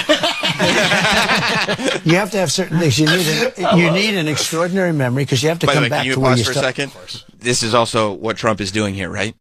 He's going, this is a genius thing that I do. And then Schultz says something. He goes, you do it. Too. Locked in. I just called you a genius. Hey, fellow genius. Right. Now we're on the same team. Am I right? Now, if you want, you could be combative. But you would be kicked out of the Genius Club. So, I personally think you're a genius right now. Yeah. As of now, you've entered the Genius Club. You do weaves like me. That makes us geniuses. However, you don't ramble. If you want to, if you want to start asking me questions that I don't like, you're a rambling buffoon. Not a serious show. Started. Yes. You always, a weave is only good if you come back. For that. Yeah, it's true. You could go all the way over here and then get back. I can go so far here or there, and I can come back to exactly where I started. Now, someday when you don't come back to where you started, you're Biden. Then you say, you like that one. You like that one. You like that one. He's like, oh, you got that was a good one. You're saying the things I want to say. Yeah, he's like, he's good. I get why your show's so popular. You're a funny guy. Yeah, I talk good. That guy, he talks bad. I like that. No, but the weave is the way. When you're telling, like a story, I was telling a story at a rally the other day in front of thousands of people, and I started off, and then you were weaving something in the story. I actually mentioned Air Force One. Kamala really got him with that rally thing, because he's still mentioning thousands of people were there. Kamala got him good. Yeah. With that rally thing. Point to her. He's probably why he doesn't really want to do another debate. Because he's like, what if she brings up the rallies again? There's no way. I'm going to talk about cats again. I'm still fucked up from that first one. And she made me talk about eating pets. She's a magician. I don't know how she did it. It was Air Force One was there. So I mentioned Air Force One, and then I said how I got $1.6 billion off the price of Air Force One. So, but then you have to come back to the story. Where was Air Force One taking you? So anyway, I do a weave. I call it the weave. And some people think it's so genius, but the bad people, what they say is, you know, he was rambling. Yeah. It's not a ramble. There's no rambling. This is a weave. This is a weave. I call it a weave. Good name. I'm not sure. That's another name. We had fake news. We came up with lots of names. Yeah. But the weave is, I think we should make the weave a part of that. Who said weave? Didn't Schultz say weave first? No, he did. No. This is Trump coined this term. Yeah. Did he? Oh, yeah. Yes. All right. Yeah. Okay. All right. I don't want to be one of the bad people. Yeah, don't be a No, bad if we go back to person. the beginning of the clip, he says, I do this thing called the weave. Okay. Okay. I'll take your word for it. I don't want to be a bad person. I think that's pretty much it, though. Okay. Yeah, kind of inspired. All right. The only other clip, maybe Trump's the biggest influencer. Maybe that's at 10001. Yeah, maybe that's probably the last This one is we're checking out. Trump on This Andrew. is right before he talks about nicknames. This is Trump on Andrew Schultz's flagrant. Because I know we have a limited time, but important thing. Like, How are we doing so far? You're doing great. You're doing amazing. So they're making us wrap up. We want you for long. I'll bet it's my people. You know, I do have other things, but I know you're busy. But how interesting is this stuff? See, this is the fun stuff. He's Alex he's an is a good influencer. Kid. Yeah, he's a good kid. You know, I asked him. I said, Alex, let me ask you a question. Sure. And I wasn't. Oh, you're not telling him he's got time I said, now. give him a little more time. What the hell? Can I override Alex? I don't know. Yeah. Unlike Biden, he can't. I can. I can say, Alex, I'm doing it. He said, thank you, sir. No, Biden can't. They turn the cameras off with this guy. Do you ever see it? The cameras are off. The lights go off everywhere. Just to see he's in deep trouble. We're in no trouble. Yeah. But I'll tell you what. We're in no trouble. I asked They wouldn't do Alex. that to He's him. an influencer. You know, he's a big name influencer. I don't know if he's in this league. I don't know who the hell knows. But I said to him, knowing nothing about influencers, I said, who is the biggest of all the influencers? Okay. Sir, that's the easiest question you've ever asked me. Who is it? You, sir. True. I said, you. I never thought of it. We wonder. We wonder Never thought of it. if Trump has anyone around him saying, hey, you're doing something wrong, you should do it this way. No, he has people around him saying, the biggest influencer? You. He said, you're the biggest. You have hundreds of millions of people. You have more people than anybody else by far. You know, before they took away, I went from having 280 million on Facebook and Twitter and Instagram. The three of them combined, 280. I think I was number one because Zuckerberg told me that. He came to the White House. He said, congratulations, you're number one on Facebook. You know, so I went from that to having nobody. That was like cold turkey, right? You'd call that cold turkey. Like, that would be like if we didn't do business with China. One day I said, no more business with China. You go cold turkey, right? And I went and I said, boy, but I had a lot to say. This was after the presidency, of course. You know, they do. He's it not after rambling. the Is this a presidency. weave? During the presidency, they're a little bit. No, that's a weave. He got into a weave for a second. Schultz does give him credit, though, and says Rogan's probably the biggest, then Trump, then Kim Kardashian's, as far as influence. After the weave, though. That's good. That's good of Schultz to say that. Yeah, Schultz backed it up. Yeah. The guy that put me on, the guy that's sitting next to me, and then Kim Kardashian. Because Kim Kardashian is influencing on the way she looks, because people are altering themselves the way she looks. The BBLs. Yes. Yeah, sure. Sure, I get that. Yeah. I mean, he loves compliments, huh? Trump loves to be complimented. Of course he does. But he is a funny motherfucker. He's very funny. He's very funny. And he allows other people to make fun of the people that he doesn't like. Yes. His opponents, he really doesn't mind. Yeah. Wow. Well, good for Trump. Good for the candidates for putting out all their podcasts and everything. So, okay, where does this Trump podcast? Because all the Kamala podcasts have been, you know, they're a little serious. You know, like the Caller Daddy was serious. Stern's always so serious with the candidates. We got them all. Huh? Very serious, you know. We scooped them up here at Sirius XM. We scooped it. But like... she was playful with Colbert. They had a beer. Yeah, but that's like me. I'm like, hey, she's like me. No, she took a sip. Okay, she didn't just start knocking him back, and then show up for work like nothing's wrong. I don't know if that's what I do. But okay. No. She doesn't have... You have a problem. And she said, oh, it's been a while since I had my last beer. You're like, oh, it's been a while since I had my last beer. Oh, when? This morning. Define a while. Yeah, hours. Tomato. But when you rank the Trump podcasts, top 3 would have to be Flagrant, Impulsive, and Theo, right? I'd see Impulsive. Theo was good. Yeah, this Flagrant's by far the best one. I think he goes Flagrant, Theo, Impulsive. I think that's the order. Yeah. In terms of the top 3. I mean, I no offense to Kamala, but I just could give a shit about anything her on anything. I mean, I saw the clips and you're just like, okay. But she's also not going to be this fun. Is it because she's not... It just, like cracking a beer, like, that does nothing. I don't know what you're trying to do. I mean, maybe it just appealed to, like, the regular dads. I mean, it's literally what they're trying to do. It's old thinking of, like, hey, I can have a beer. It is old school thinking. Yeah. Middle-class people like beer. I mean, I did enjoy that Howard took every second that he could to try to get Kamala to bash Trump. Like, that's kind of funny in principle. But it wasn't like, it was like serious, this is bad for our country insults, not like, hey, let's just like make funny jokes. Let's have fun. Right. I mean, he doesn't like SNL making fun of her. That was a wild quote. I mean, that was insane. I heard it. I was listening live. Can you believe that? He's like, I don't think SNL should be making fun of you. I was like, a comedy show shouldn't be having fun? I mean, even Kamala was like, huh? Yeah, I think it's okay. I think she's like, no, Maya's the GOAT. Yeah, Maya's fine. She's not. Although I did after watching these, I thought of something that I think we should do. Okay. Over the next like week or so. Okay. You know, I love my tournaments. Oh, are we gonna do a tournament? It's time for another tournament. Okay. I love single elimination tournaments. Okay. Like, I'll go through March Madness never watching a game, but I'll keep up with the brackets. Because I love bracketology. You guys know I'm on the record for loving bracketology.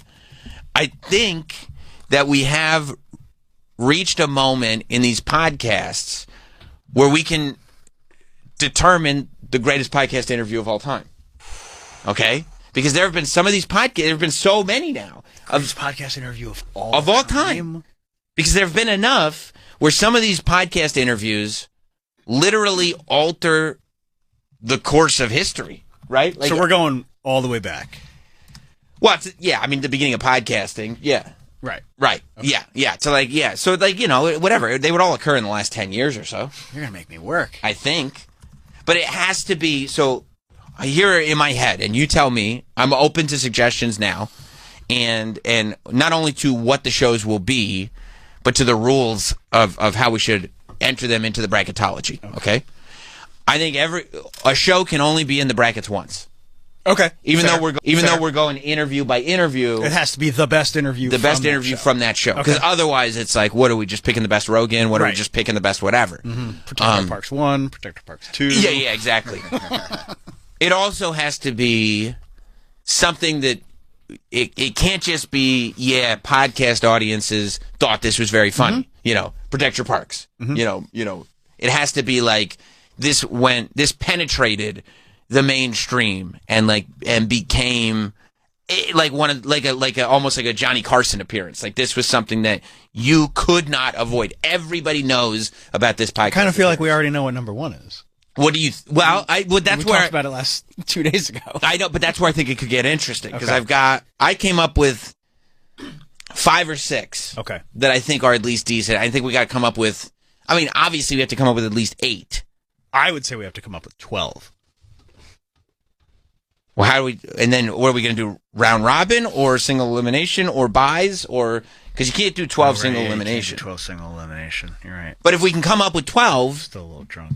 That's not a shock. I saw what you were doing. You're knocking him back last night. Travis was hanging out at a teeny bopper concert drinking. He was with a bunch of teenage girls watching Billie Eilish drinking. Slamming beverages. Just slamming them back at $20 a pop. That's a problem. That's when you know you have a problem. I check my bank account. You're never going to recover from that financially. Between $20 beers and $125 hoodies? My goodness. Did you get one for yourself? No. I would have. All right. So what was the obvious one for you? The obvious one for me is Elon on Rogan. Okay. All right. That's okay. Without thinking about it, is number one. So that was my Rogan pick. But what if I brought up to you Cat Williams on Club Shay Shay? Ooh. Now we're talking. You see, this is much more of a conversation than you ever realized. Now we're talking. Okay. Because that continues to bear fruit. That's what I'm saying. That's what I'm saying. Okay. This is a real. But the greatest of all time? Yeah. Yeah. You have to really think about the greatest podcast interviews of all time. So we can rank them, tournament them. Yeah. And then determine This is the only way to find out the real number one. Single elimination. Honestly, this is the only way to find out the number one of anything is a single elimination tournament. Okay. You know? Yeah, I agree. I'm just trying to think of other... Okay. How about that time that woman said that Odell Beckham Jr. liked to get shitted on? Oh my God. It's fun to recall on that. But I don't know if it's one of the greatest of all time, but it is great. Well, I mean, in the scat community, that was probably a watershed moment. You're probably they no right. longer had to hide in the shadows. But I don't know if the scat community loves the term watershed. But well, they need some afterwards. No, you're right. You're 100%. You're not wrong on anything. However, I think that could definitely be, and I'd hope that when we start ranking these next week, be a dark horse. I think that should probably just be something that maybe you, as the rounds go on, you just give, kind of a shout out to. It's something that we reference, but not something that quite makes the tournament, unless it does. I'm gonna put that as on a separate line. Odell getting shitted on, because you're right. It was a huge moment. What was the podcast where Chris D'Elia found out Snapchats can be saved? Fuck. Didn't know if we were allowed to bring that one up. It happened. Why? That was a big one. Yeah. It happened. What was that on, like, Fighter and the Kid or one of the Brendan Schaub shows? Yeah.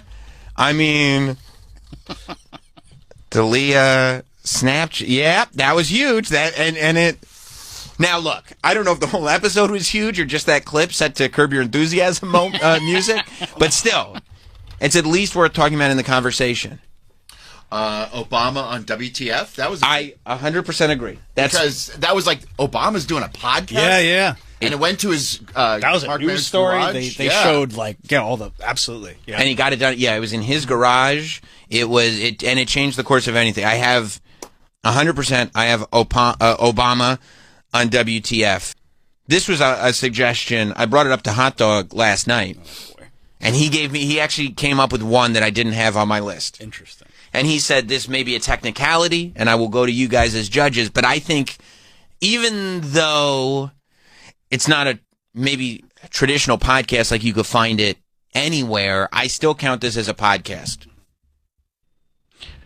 Red Table Talk, Will Smith, Entanglement. Yes. Has to be on the list. Yes. Has to be on the list. Yes. Will Smith on Red Table Talk. Yes. Talking about the entanglement has to be there. Absolutely. Okay. Yeah, I mean, sure, that's not a traditional podcast, but it's video on Facebook like that. It's a Facebook show. Yeah, it counts. Yeah. It counts. Yeah. Yeah. All right. Shout out Hot Dog. That's actually a good one. Here's another one. You want me to tell you another one that I had? Please. Okay. Do. And this is, again, one that, if maybe not for all the same reasons, is going to make you guys go, oh, this competition is going to be tougher than I thought. Kanye West on Alex Jones. I mean, it was just delusional rambling. But it changed. It was the one that you were like, I don't know if I can keep listening to Kanye. I mean, that's the only time I've seen Alex Jones push back. Alex Jones said, "You don't really mean that, do you?" He goes, "Yes, I do. I absolutely mean every word." It's like Hitler's great. He said that. Whoa! Remember when he tried to go to break? Yes. And Kanye was like, "I just want to say one thing real quick." I mean, and he did have a mask on. He had a mask on the entire time. He was as unhinged a show as I've ever seen. Yeah. I think it has to be in the conversation. Greatest doesn't mean it did the most good. You know? Yeah. It was wild. Could you turn away from it? No. It was hard. That was news. Yeah, it was news, and it penetrated way past. You could listen to no podcast ever, and you heard about that interview. Yeah. What about Stuttering John having trouble with that green screen? That was pretty huge. I think Mike should do his own. Yeah, Mike should give his own list. That was pretty huge. Really good. It was hard to avoid that one. I'm not sure if it fully penetrated the mainstream, but I know a lot of people did see that. Yeah, a lot of people saw it. I mean, it's sprouted its own universe. You think that was the beginning? I would say that's close to. Yeah. I mean, it's at least worth the conversation. I mean, they have a convention now. Yeah. No, you're right. You're there right. Been legal filings. You're right. Oh, man. You know? Saying it had ramifications. Right. It was a ripple. There's a butterfly effect. Yeah. Now, look, there are going to be some, I think, that maybe aren't quite as on the list because of newsworthiness and just because they were big, or like maybe certain shows should be represented, so you have to go and find an episode. But there are a lot of shows too that like I don't know if Impulsive has one specific episode that goes like, yep, that's what made it, or it's just the sort of, well, Logan Paul's podcast is huge because it's just a huge podcast. You know, I don't know if Suicide Forest. I don't think that was on a podcast. I think that was a vlog. Okay. That would definitely make the vlog tournament. You know, everyone has bad ideas. Sure. That would be a bad idea tournament. If we did the bad idea tournament, 100%. It's way up there. Right? Okay. I'm going to give this some thought. Yeah. We really got to think about not just podcasts that you've heard. Like, for instance, if Flagrant is going to make the list doing something, you know, what episode goes up? Is it the Mr. Beast episode? That was a pretty big episode, and I feel like as much as he was kind of doing a tour at that point, Mr. Beast on Flagrant is kind of one of the real sort of tentpole moments of Mr. Beast existing outside of just his own YouTube channel, right? Absolutely. You know, I would probably argue to put that in some kind of contention. I'm going to write it down. Yeah. Beast Man. You know, we talked about Call Her Daddy or Smartless or the Travis Kelce Brothers show. Like, all those big podcasts, like, are there... No. I don't know that there are big episodes. There's no big episode of whatever the Kelce Brothers I don't podcast think so. is. I don't think so. You know? The football game was good, huh? Okay, you don't have to... How's Taylor? It's a very popular $100 show. million. Well, they do well. Oh, I know. Are there any armchair... And they did well before they were dating. Yeah. It was a popular podcast. People love the Kelces. Yes, they do. Are there any armchair experts? Did Dax Shepard have any guests that ever... None that like... That's why because I can't think... And if none... Even though, I don't listen to the show, but like if none of them made it to me... Yeah. I feel like... You're the barometer here? A lot of people would say that. Okay. A lot of people have called me the barometer. I mean, if you're being fair, and you have if you're an intelligent person, a lot of people would say Sam is the barometer of all this stuff. You know, he's kind of got. They say this. They say Sam, he's got his finger on the pulse. And he's a genius. And he's a genius. Yeah, that's what they say. That's what they say. So, some of the bad people, they don't agree, but no. But they're bad people. They're bad people. You know. I mean, is there any... Yeah, I don't think there's going to be like an episode of The Office Ladies where we're like, oh. That's true. Yeah, a podcast being a big podcast does not guarantee... Because it's specifically podcast interviews. Yeah. Right? Not episodes, interviews. Yeah. So I don't know that I don't know that like some podcasts are big and just would never make the list. Yeah. You know? Which is fair. Yeah. Because it's just not the competition. You gotta have a certain integrity to the competition. You know, we got to have a code. There has to be a code. Okay, this is an interesting one because I was thinking about this show and wondering if they'd be represented. Our show? No. I'm pretty sure. I mean, I don't know. When we had the dog whisperer on, that was a pretty good thing. Jake in Florida. What about the Matt and Shane Secret Podcast episode that got him kicked off of SNL? Was there a specific episode, I feel like it was like a mountain of... It was just like, look at all of this. Now, I mean... Well, no, there was the one episode where he was pretending to be the Asian guy. Oh, okay. And then that's what the little twerp found first. That's not my name. Right. Yeah, that was Travis you're thinking of. Well, do we go with that one because it was so... But people don't... But it wasn't an interview. No, it was just a podcast. What do you think, though, of Matt and Shane talking to Louis about the presidents? That was funny. That was great. I don't know. Was it just on my radar big time because I enjoyed it? It was funny. I feel like a lot of people heard that, no? Yeah. That was a good one, right, Jake? Yeah, that's great. See? I loved it. I wasn't like, oh, man, the world is different now. That was Louis coming back. Yeah. It was his reintroduction to comedy. Yeah, that was big. I mean, all right, we'll trade. I mean, look, thank you, Jake. I feel like most of the room kind of has to agree on it. Otherwise, yeah. Jerry and no, you're not. You're talking about something else. Let's stay on topic. John in California. Okay, Harlan Williams went on Joe Rogan this year. Oh, it's great. He ate celery really loudly the whole time. Harlan Williams did this bit on Joe Rogan. He insisted at the beginning of the show he had a tapeworm and had to eat celery. He did a 3-hour podcast. He ate celery the entire time. At the very end of the show, he said, "Oh my God, the tapeworm is coming out," and he pulled a rubber snake out of his pants. That was the greatest. He did a 3-hour bit, and then he asked Joe if he wanted to keep the tapeworm. Look, it was great. I don't know if How it's underappreciated is he? Thank you, John. I mean, the fact that like Harlan Williams was goated already, like going way back, he was already goated, and then he can go on Joe Rogan and be one of the best guests, and then he can go on Kill Tony and be one. I mean, he destroyed on Kill Tony. Like, yeah, he's unbelievable. Is there a Kill Tony that sticks out? I mean, is it recency bias to put the Biden? I think so, yeah. You think it's recency bias? Yeah. Okay. Even though it's hilarious. But, like... Kill Tony is one of those slow burn... Earth-changing? Like... Yeah. No. It's more one of those, like, slow burn, it's become a huge podcast. Yeah. Ooh. I know it's technically not a interview, but I may be willing to make an exception. Zach in Maryland?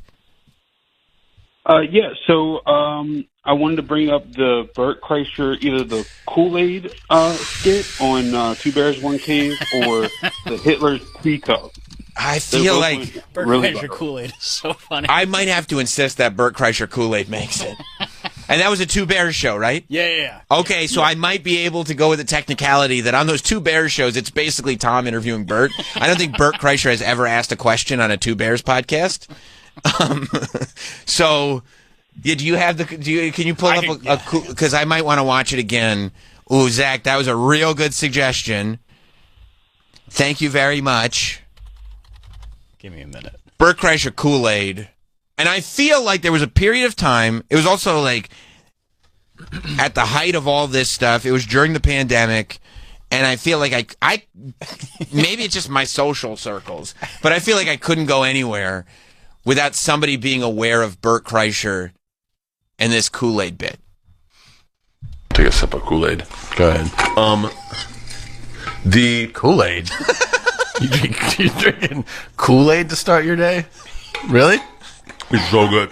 What kind? Can you pause for a second? Right there. Like, yeah. Do you not know about Kool-Aid? It's delicious. Like, Tom's befuddlement was not over the fact that I didn't know Kool-Aid was so tasty. It's like, you're drinking this early in the morning? No, he's like, yeah, it's so good. Pure sugar. Oh, I didn't know. Okay. What kind? Red. Kool-Aid is fucking awesome. It really is awesome. You really drink Ice Kool-Aid? cold. It's ice cold, yeah. That's cool. You are drinking Kool-Aid. Yeah.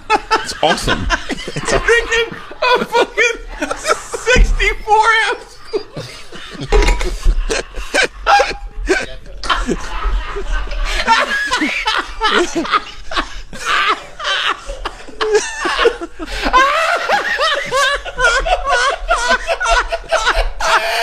This is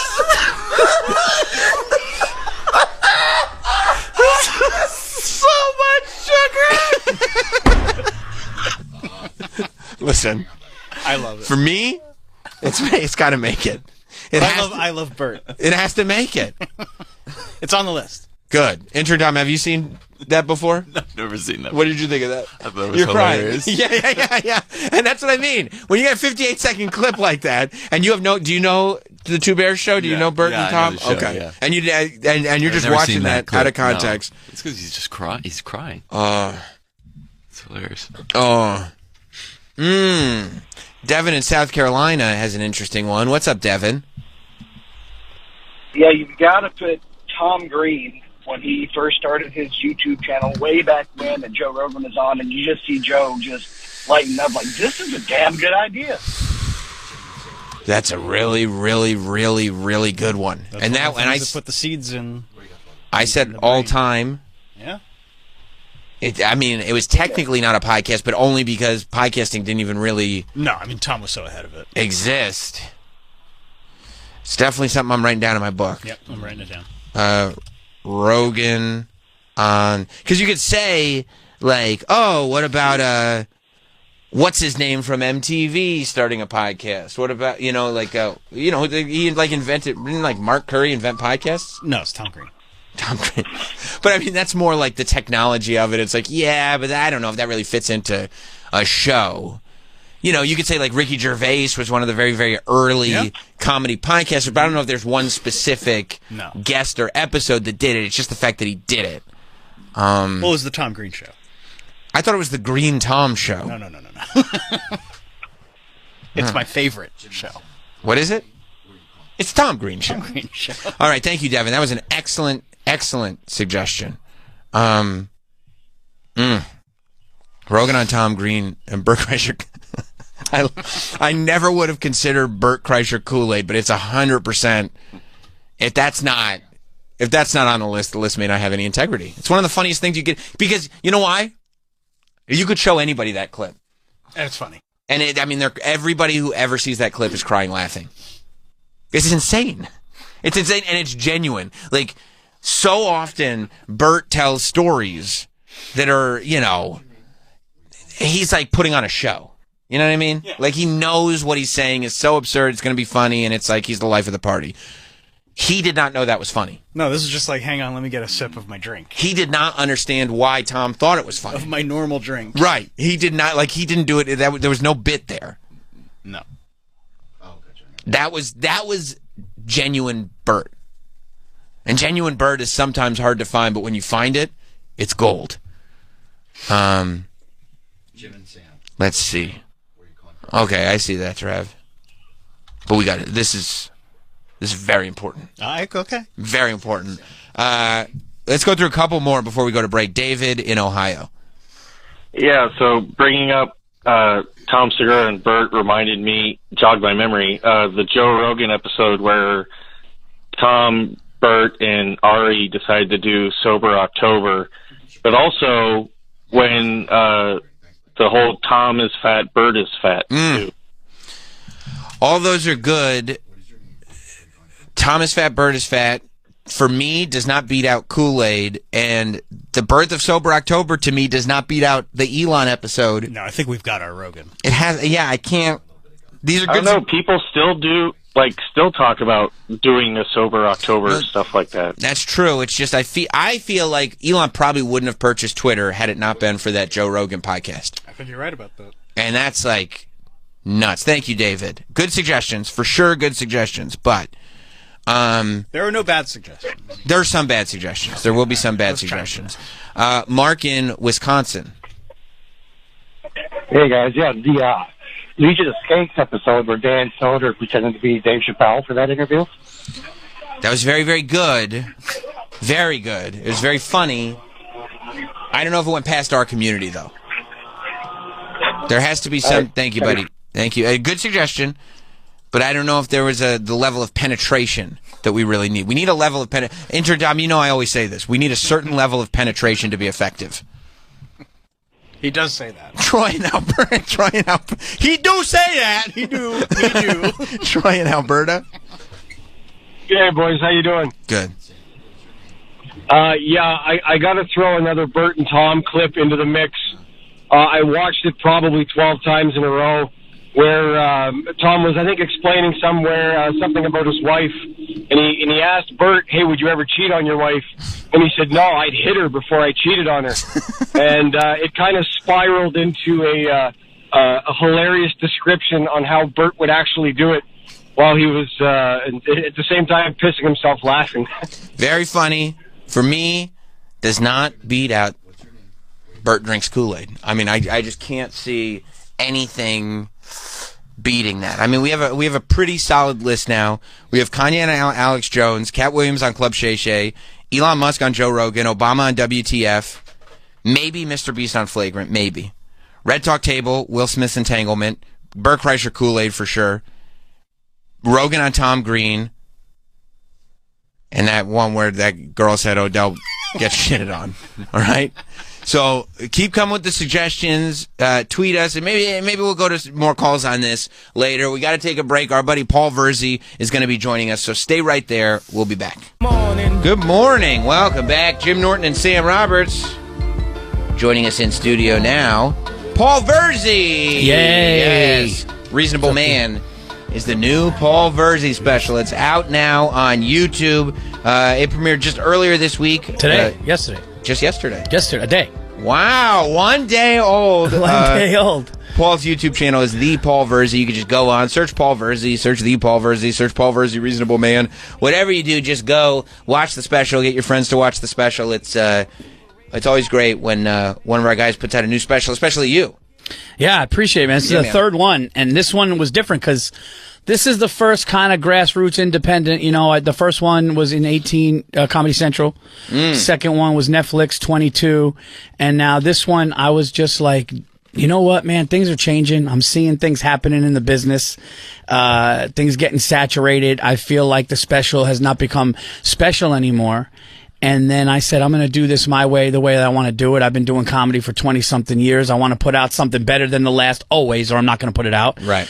And, dude, the people are going like, wow, this feels special. The comments have been incredible. Dude, the best was I had a hater just go, Virzi's kind of growing on me. This is good. And I'm like, that feels good. It came out, it's a day old, but there's over 200 and something comments, and it's been very, very nice. And so many people coming through to, that's great. To just say nice things and you know, so it's just been great, guys. So yeah, and it's a channel. Here's the other thing. I didn't do the 800-pound gorilla. I didn't do the all things comedy. I was like, I'm going to rebuild and model my YouTube channel, which is tough, and just grow. And we'll see. But you know what? That's the way I want to do it. And I'm going to put my other specials on there. I'm going to put podcasts on there. I just want like awesome. My channel, dude. Yeah. No more, we like it, but that one executive was offended, or like I was telling you before on the walk here. You could put out a good special and they're like, yeah, dude, but can you wait 9 months? We're backed up, and it's like, no, I'm not doing that. Right. So it feels good to just and then be able. 9 months later, it's like it's still a maybe.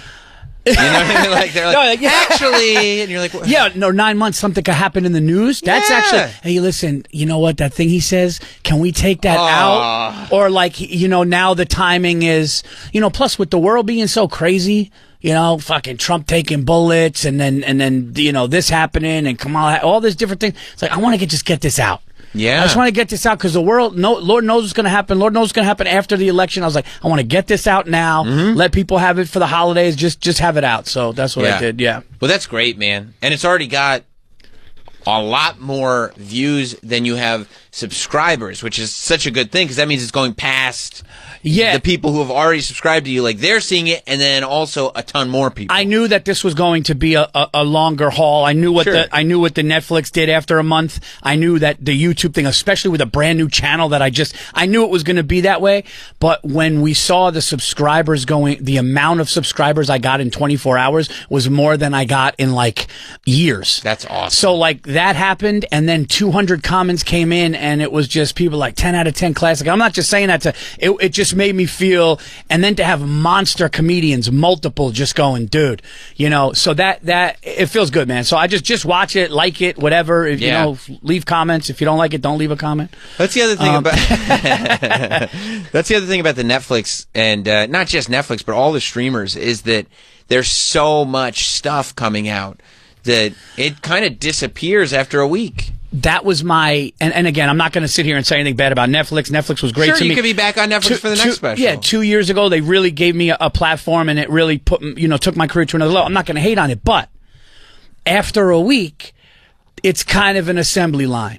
It's like, all right, Paul, then there's Joe Coy, then there's Whitney, then there's this one, and then after 6 weeks, people are like, wait, you got a Netflix special? And I got to tell them. So why not do it for my own channel? Yeah. That was kind of the line. It got so fucking saturated, dude. And also, it's nice that if people hear you on your podcast or this show or whatever, and they just search you into YouTube, it's like, oh yeah, that guy was funny on the radio, or that guy was funny on that TV show. Let me watch his special. It's just right here on YouTube. I'm going to tell you guys something about this show. About the Jim and Sam show. Yeah. people hit me up going, "Hey, love the special. Please tell, like, when are you going on Jim&Sam?" And I go, as a matter of fact, I'm going to be on Jim&Sam in 2 days, in a day. So it's kind of cool that, and I appreciate you guys having me on like 24 hours into this thing. Of course, yeah, we're happy to do it. No, this is fun, man. Yeah. How do you feel when you're encountered by somebody who admittedly was a hater and is now like, you know what, you've grown on me? Because it's happened quite a bit to me. Quite a bit. And there's like one half of you that's like, oh, that's great. Like, oh, that's fun. Like, oh, and then there's the other half. It's like, yeah, you motherfucker. Like, why weren't you there from the beginning? Because I've learned in the amount of time I've been in this business that it's not personal. Yeah, and I also learned that if I'm associated with somebody that somebody doesn't like, fuck that guy. I learned all that, and I realized, like, because you didn't meet me. The Robert Kelly effect. Because yeah. But here's the deal. I know if you sat down and talked to me and we had a beer and you hated me, I know after that you'd watch my shit and you'd watch it in a different way. Yeah. So I know it's not personal, but it was cool that the quality of the product made a hater go, I can't. You know what the funny thing is? There's been the only hate that you would get. I got like a production value. Someone's like, is the sound all right? Hilarious, but the sound guy needs to go. It's like, when I started hearing that, I'm like, okay. Because now you're searching for stuff. You can't find anything. Yeah, like, when the quality of the stand-up is there and people have been like, yo, like, Virzi, one of my favorite comments was, he goes, I'm 2 minutes in and I screamed out loud, Virzi, don't miss. And I was like, that makes me feel good when people say 10 out of 10 are classic. But when you're just like, he's funny, but like, fuck, then I'm like, okay. But I've learned that when you say I grow on you, then maybe, you know what? And then I'll also look in the mirror and go, you know what?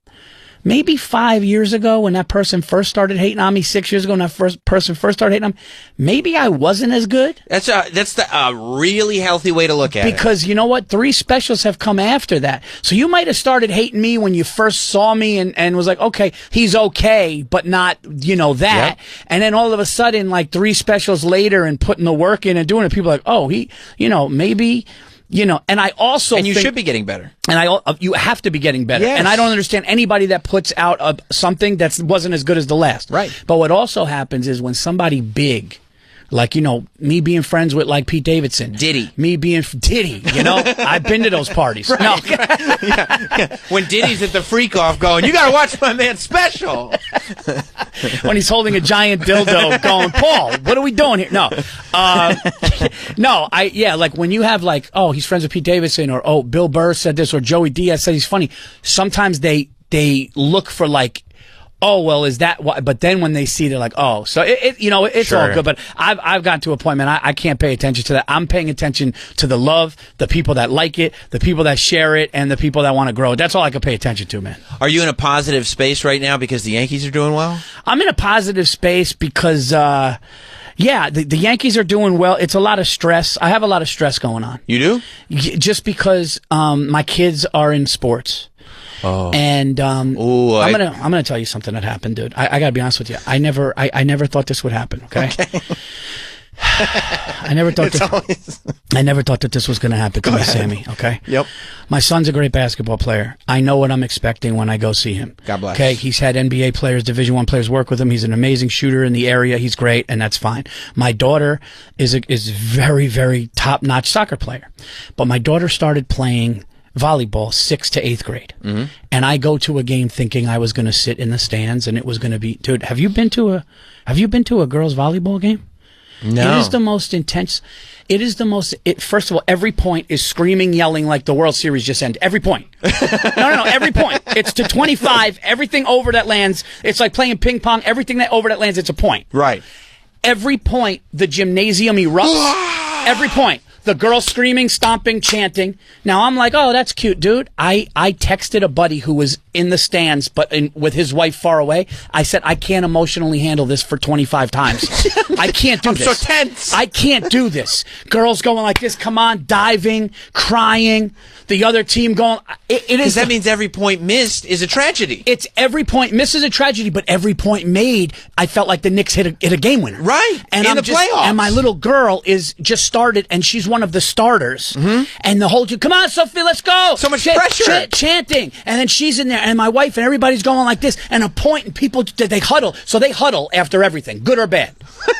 So they go right into the middle. They pat, I love you. You know, it's okay if a girl dives and misses it and the other team gets a point. They rally. They pat each other on the back. Wow. Dude, I can't do it. I can't too much. And then I had the Yankee game after.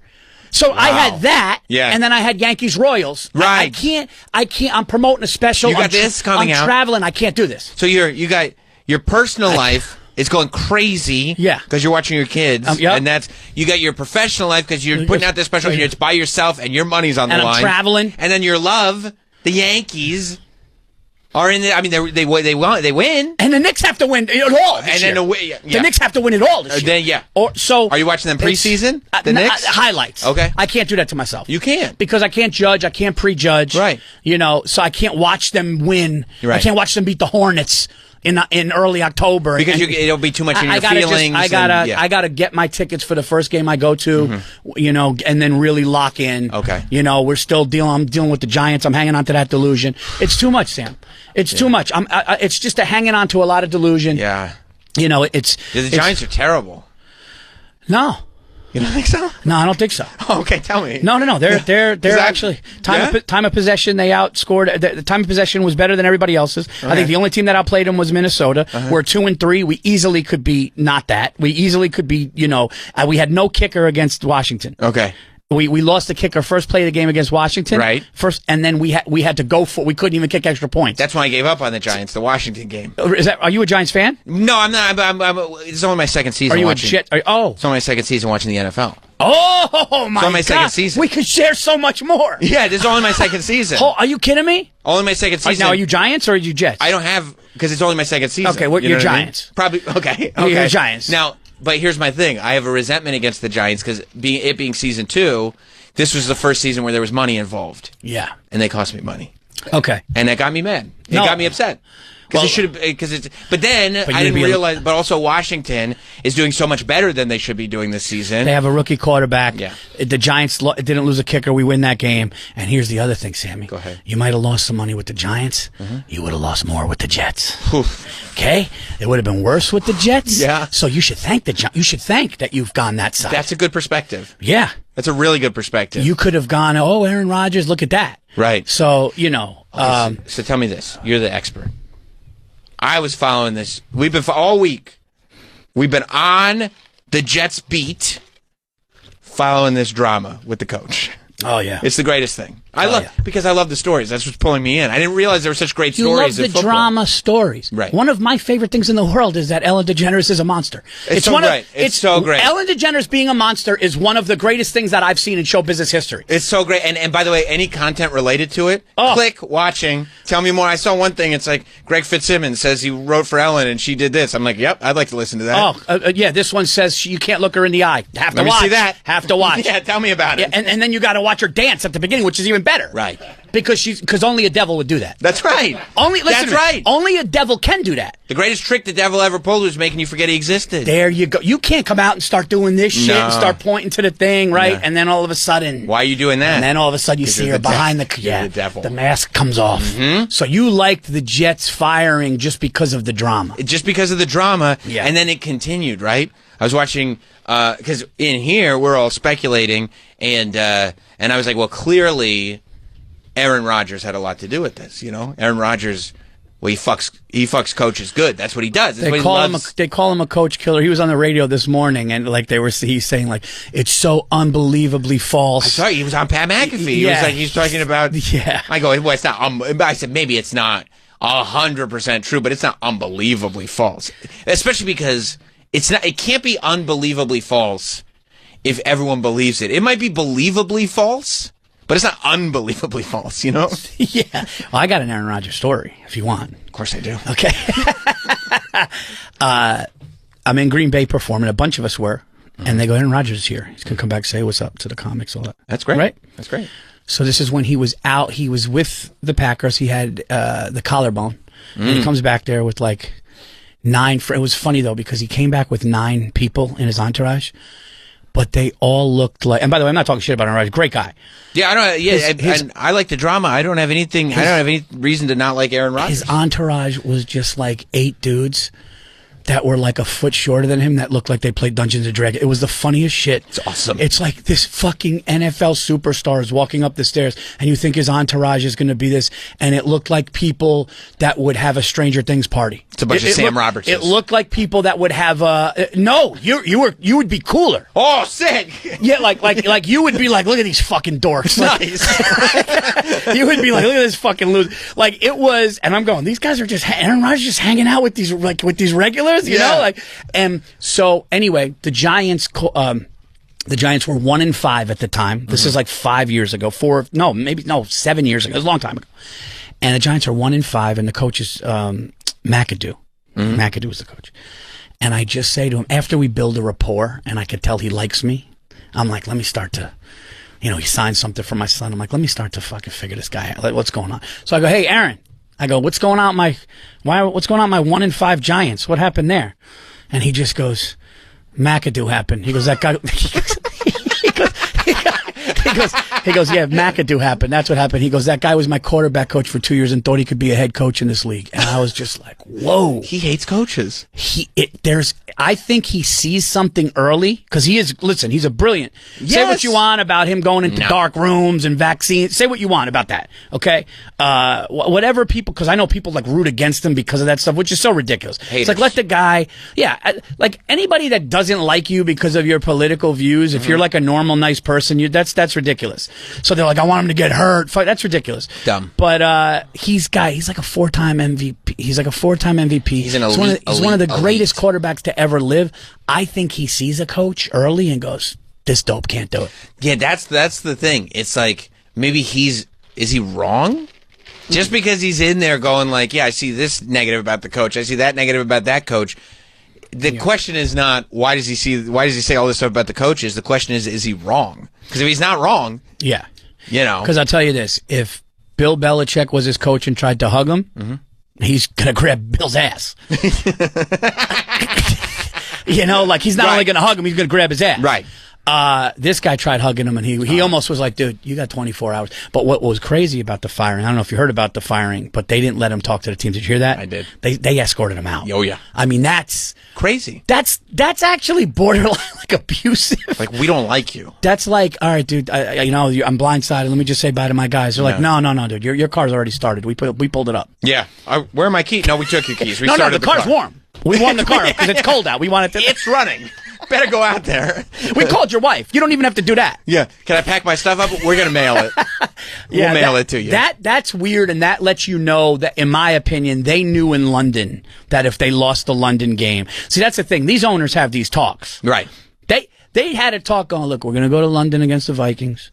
If we lose, he's done. Right.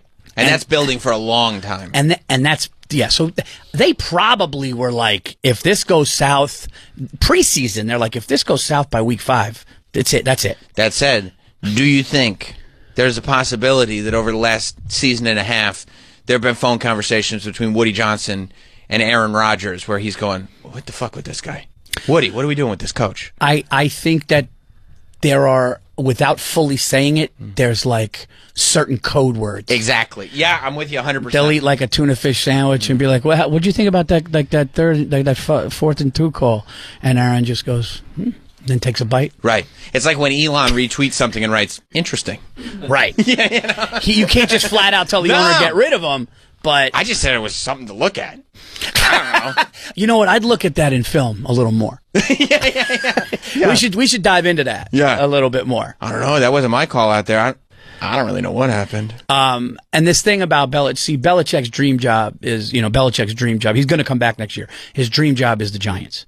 So I don't think his dream job, because I don't know if you know this, but Bill Belichick, he won 2 Super Bowls with the Giants as a defense coordinator with Lawrence Taylor. Right. And then he that propelled his career. He loves the ownership. He loves the history. He loves the Giants franchise because of how historic it was and just his experience and his success there.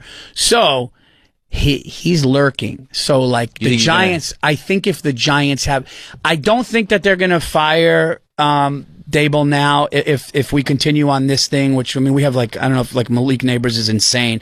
We have all these, cool young players. We're the second youngest team And that's the cool thing about doing this job. Yeah. I was at the stand performing, and they go, "Hey, dude, the GM of the Giants is in the front row." So, like, that's my thing. Like, you know the way they say comedians either wanted to be rock stars or wrestlers? I'm in the small percentage of comedians that wanted to be an athlete. Like, I always played ball. Like, I love that shit. Like, you want to get me starstruck? Other than Eddie Murphy and that, like, show me a player that I love, that does it. You know, George Clooney, I don't give a fuck. Right. You know what I mean? Right. No offense to George Clooney, but like, if he walks in the room, I don't give a fuck. Right. You know what I mean? Yeah. But Jordan came in here, I couldn't talk. I'd be drooling like a fucking bulldog. I would just be staring at him. Yeah, he'd be creeped. He'd be like, I gotta get out of here. That guy in the corner. Yeah. But, wait, what the fuck were we saying? No, just the Belichick coming over to the Giants. Yeah, Belichick coming over to the Giants. But what I was saying, if he comes to... Oh, yeah, because he wants to... So, Dable, that's what I was saying. Yes. If Dable, unless it's a disaster, then I think that, you know, they'll keep him. But if it is a disaster, I think Belichick is lurking and will be because we have all these great players and we're a young team. I hope it's a disaster. I want Belichick to come in. I'll be a Giants fan if Belichick's there for sure. Then we're locked in. I went up to the GM at the stand and I was like, "Yeah, dude, so what's going on with Saquon, dude?" Luckily, like I didn't want to bomb. I wanted to kill for that question.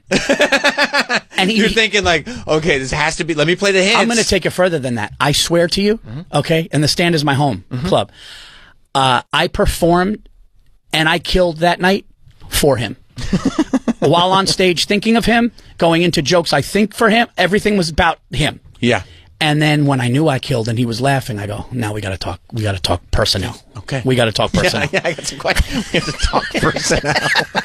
Because if I bombed, I can't. Right, of course not. If I bombed, where's your credibility? Oh, dude, if I bombed, he'd be like, "This guy's bombing on stage," and now he's asking me about Like you're asking about people. What's up with him? What's up with you? You can't do your job. No, you just bombed. You can't. Yeah, exactly. Yeah. This guy's bombing. I got to talk to the stand about personnel. Yeah. Yeah, this guy bombed, and he's telling me who I should sign and resign. Worry about your job. Yeah, exactly.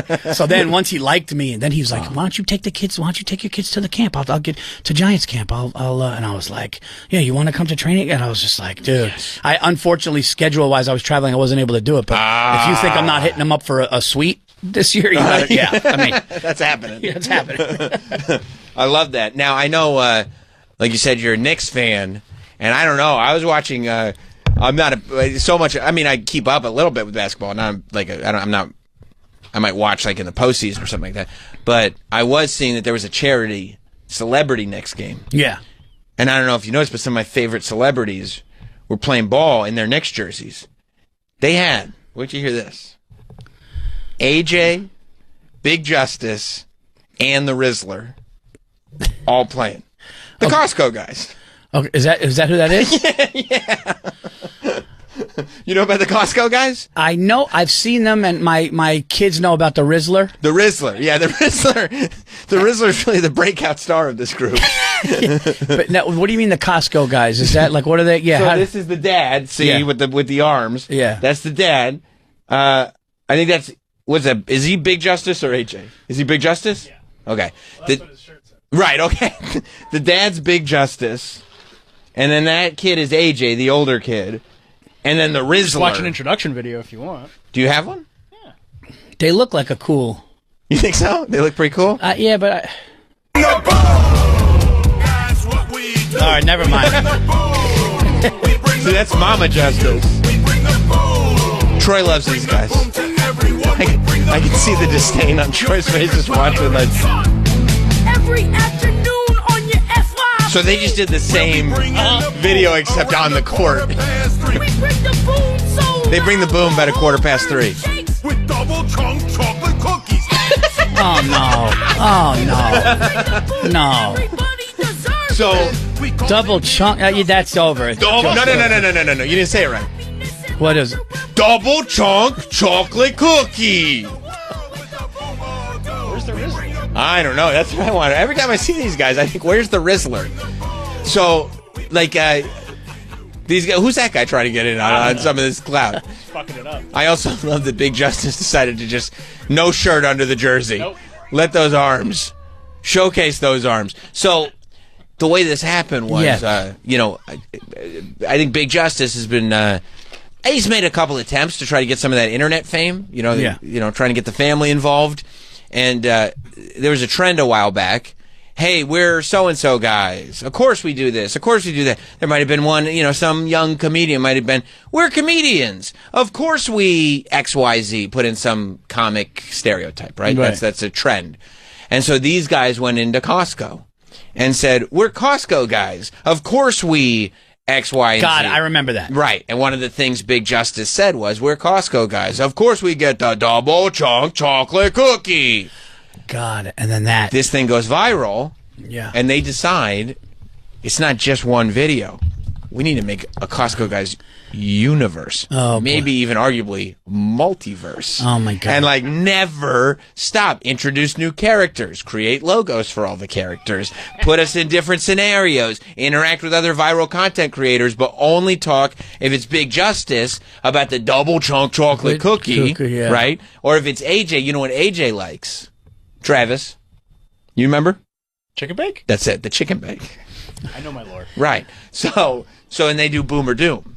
If they like something, it's a boom. You figured it out. Yeah, Okay. But you gotta go like this, boom. Yeah, it's a little. See? So this is with the great. Who's that? Who's that guy? I have no idea. I think it said if you scroll forward, it says. So this family's making serious money. I mean, they're all over TikTok, and they're putting up videos every single day. That's the great Dylan MacArthur. Everybody loves Dylan MacArthur. Everybody knows who that is. Can I tell you how fucking angry I am right now? Are you? Yeah, you want to know why? Why? Because this fucking family is playing in a game I should have been in. I'm a fucking diehard Knick fan. They put me on the big screen last year, and this fucking really. I got a jumper, dog. Yeah, but you don't bring the boom. I don't bring the double fucking stupid cookie. Fucking dunk. Double fucking stupid cookie. Yeah, that's mine. I mean, God bless the family. I'm not hating on making the money and capitalizing, getting that Costco money. But because Costco money's got, Costco money, they're good. They could, right. But they sell a lot of chicken bakes. Dude, this, it's what is. Again, you can't hate, but But maybe you'll see some of the entertainment. And you'll go, you know what? This is great. You think so? You know that Nicky Kaz kid. The Nicky Kaz? He's the kid that does all the, he does the fake coaches.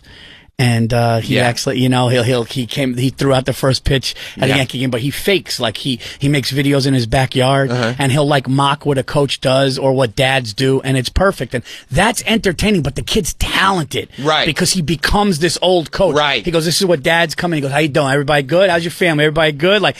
It's like a real acting thing. Right. So that entertains me. But you might like this. This is you've never seen a boom or doom. Let me see. Because this is what they're famous for, the boom or doom. All right. Troy, have you seen a boom or doom? I have not. And I'm not a hater, by the way. Okay. I'm not a hater. On my list of people who are haters, you're not on that list. No. All right, let me see this. We're at Costco with our good friend Dylan Eats. And this is boom or doom. Today, Dylan has to decide between the chicken bake or the double chunk chocolate cookie. This is going to be a hard one, guys. I don't know how this is going to go. First, the chicken bake. Look at the outside of the chicken bake. It has the cheese. It's good. I think he likes it, pretty good. I think he likes it. It was really good. It was nice and creamy and nice and hot. Now it's time for the double chunk chocolate cookie. I'm really That's one of the worst. That's hard to deal with. What is? The double chunk chocolate cookie. He's a branded guy, and he doesn't like it. There's outtake footage. There's of them doing videos where he does it with somebody, and they go the double chunk chocolate cookie, and he goes, no. You gotta say double chunk chocolate cookie. That's why you corrected me. That's right. I don't want to get Big Justice upset. You gotta stay on brand. Just look at that thing. It's so sweet and chunky. And just look at that. Can you pause for a second? The fact that this is their whole gig, I did see that edit, but the fact that this is their whole gig, they are two of maybe the worst people I've ever seen at describing things. Look at the outside. It's cheesy and good. And then the dad pops in and he goes, look at the cookie. It's sweet and stuff. And big. This is the whole gig. Like, go home, buy a thesaurus, and come up with words to describe it. And they only do these 2 items. Morbid. Do you think they have like a family meeting? Yes. Where he's like, you got to hit the double chunk harder. Yes, You're not doing it right. Yes, I do. I do think they do that. Yes, I do. Because there's outtakes where they're telling the people that they're with to do that. That's the discipline? Yeah. Yes. He's like, if you don't do it right, we're not going to capitalize. That's right. Wow. That's right. This is the family business. This is okay. What do you think's paying for those chicken bakes? And my grandkids need to hit the double chunk. We got to do this down the line. That's right. Exactly. This is a generation thing. The Costco guys don't stop with us. When we die, this lives on. You need to have kids so they can be Costco kids. 100 years from now, this family's going to say the double chunk chocolate cookie. That's right. That's right. I can't wait for the video when like AJ starts going through puberty and he passes the honor of the double chunk chocolate cookie. When his voice cracks AJ. during it, Yeah. his puberty voice. Chocolate cookie. Hey, boy, I really like this chicken bake. What happened, AJ? There's hair on my dick. Well, I told you that's what fascinates me most about these guys. Is they blew up over the summer. Yeah. So these two kids went back to school. The Rizzler's in school now. Like they were nobody when they left school. Dude, the Rizzler, let me tell you, the Rizzler's balling right now. He's balling. Dude, the Rizzler walks out down the hallway and it kind of just parts and they're just like, there's the Riz, dude. We gotta be friends. My kid, he'll be 8 in February, and he walks around, and every time he says anything even remotely like that could be, anytime he says anything that could be construed as slightly clever, he stops, he puts his head down, and he does the Rizzler thing. I think it's called mewing. He does that all the time. He's like, Dad, I'm not eating this dinner. Why don't you eat it? And he does that thing with his chin. And I go, Bud, I think you're watching too much of this brain rot content. All right, now, and anytime I say the words brain rot, he goes, double chunk chocolate cookie. Then she texted me a picture of like the doorknob coming off the screen door in the front door. Yeah. And I was like, well, just put it back on. She's like, I think we need a new door. Yeah. I'm like, nah, just slam the doorknob back on. How long you married? 12 years? 12 years, yeah. Yeah, I'm going on 17. And what I learned, and just recently, wow. Just recently, I learned, man, just, you know what? And I talk about it in the special, Reasonable Man, out now on YouTube. But I talk about it in the special. I'm like, I don't take fights that aren't necessary. Yes. You can't die on every hill. Right. You got to let some shit go. If the woman in your life wants to do some shit, she's probably right. It's probably going to be nicer than what we would have. And just saying yes and not dealing with it. Yeah. Why do that, right? Right. Why, if she goes, listen, Paul, I want to redesign the bedroom and there's going to be some people here knocking some stuff down in the closet, but it's going to make it better. The old me would have been like, is that necessary? We'll find out. Now I'm like, yeah, you're right. Do it. Right. And then she's happy that I'm happy. And are you gonna feel the financial burden? No. If you can just get it, okay, whatever. Yeah. I said to her yesterday, the other day, I go, let's just get a Range Rover, and she's like, no. That's sick. I want to get a fucking dog. I just want let's get a dog. Yeah. I wanted a Great Dane, but she said no. You should get a Great Dane. Well, I told you that I wanted a horse, and she said no. And then when she said we can't do a horse, I go, all right. So then I was on a podcast. I don't know if I told you this story. I was on a podcast. So. I was on a podcast and I talked about how I want a Great Dane because they're big. I want a big fucking dog. Yeah, I love big dogs. And a podcast fan goes, hey man, I'm a breeder in Missouri. I'm going to give you a free Great Dane. Free Great Dane? Free Great Dane, like over $3,000. And I go, yes. Yeah. So I tell my kids, I go, Lucas, Sophia, come in here. I go, look. We're getting a Great Dane. This is 100% true story. I go, we're getting a Great Dane for Christmas. Okay, don't tell Mom. It's going to be a puppy under the tree. Okay, I had a good year. Yeah. So I go. I also love a Great Dane puppy because they're so small and cute. Yeah. And they get so big. And then they turn into a horse. So, like, I don't know, 2 weeks later, the guy's telling me when the thing's going to be born and you'll have it by 9 weeks, all this shit. And we're downstairs and our whole family's there. My wife's there and we're talking about Christmas gifts. And I go, well, you know what? I go, the Virzi's had a good year this year. It's like 2-3 years. The Virzi's had a good year. So who knows what's going to happen? Who knows what's coming this year? And I swear to God, my wife just goes in front of my kids. She goes, well, just as long as it's not another live animal, we're good. And both of my kids' necks just snapped looking at me. And she goes, what? And I go, I need to talk to you. And she goes, there's going to be a live animal I said, it's not going to cost us a dime, but a breeder that likes my podcast or heard me on a podcast, heard me say about a Great Dane, and they're sending me one that's over $3,000 for free. Complimentary Great Dane. And she goes, Paul, if you do that, there's going to be a huge problem.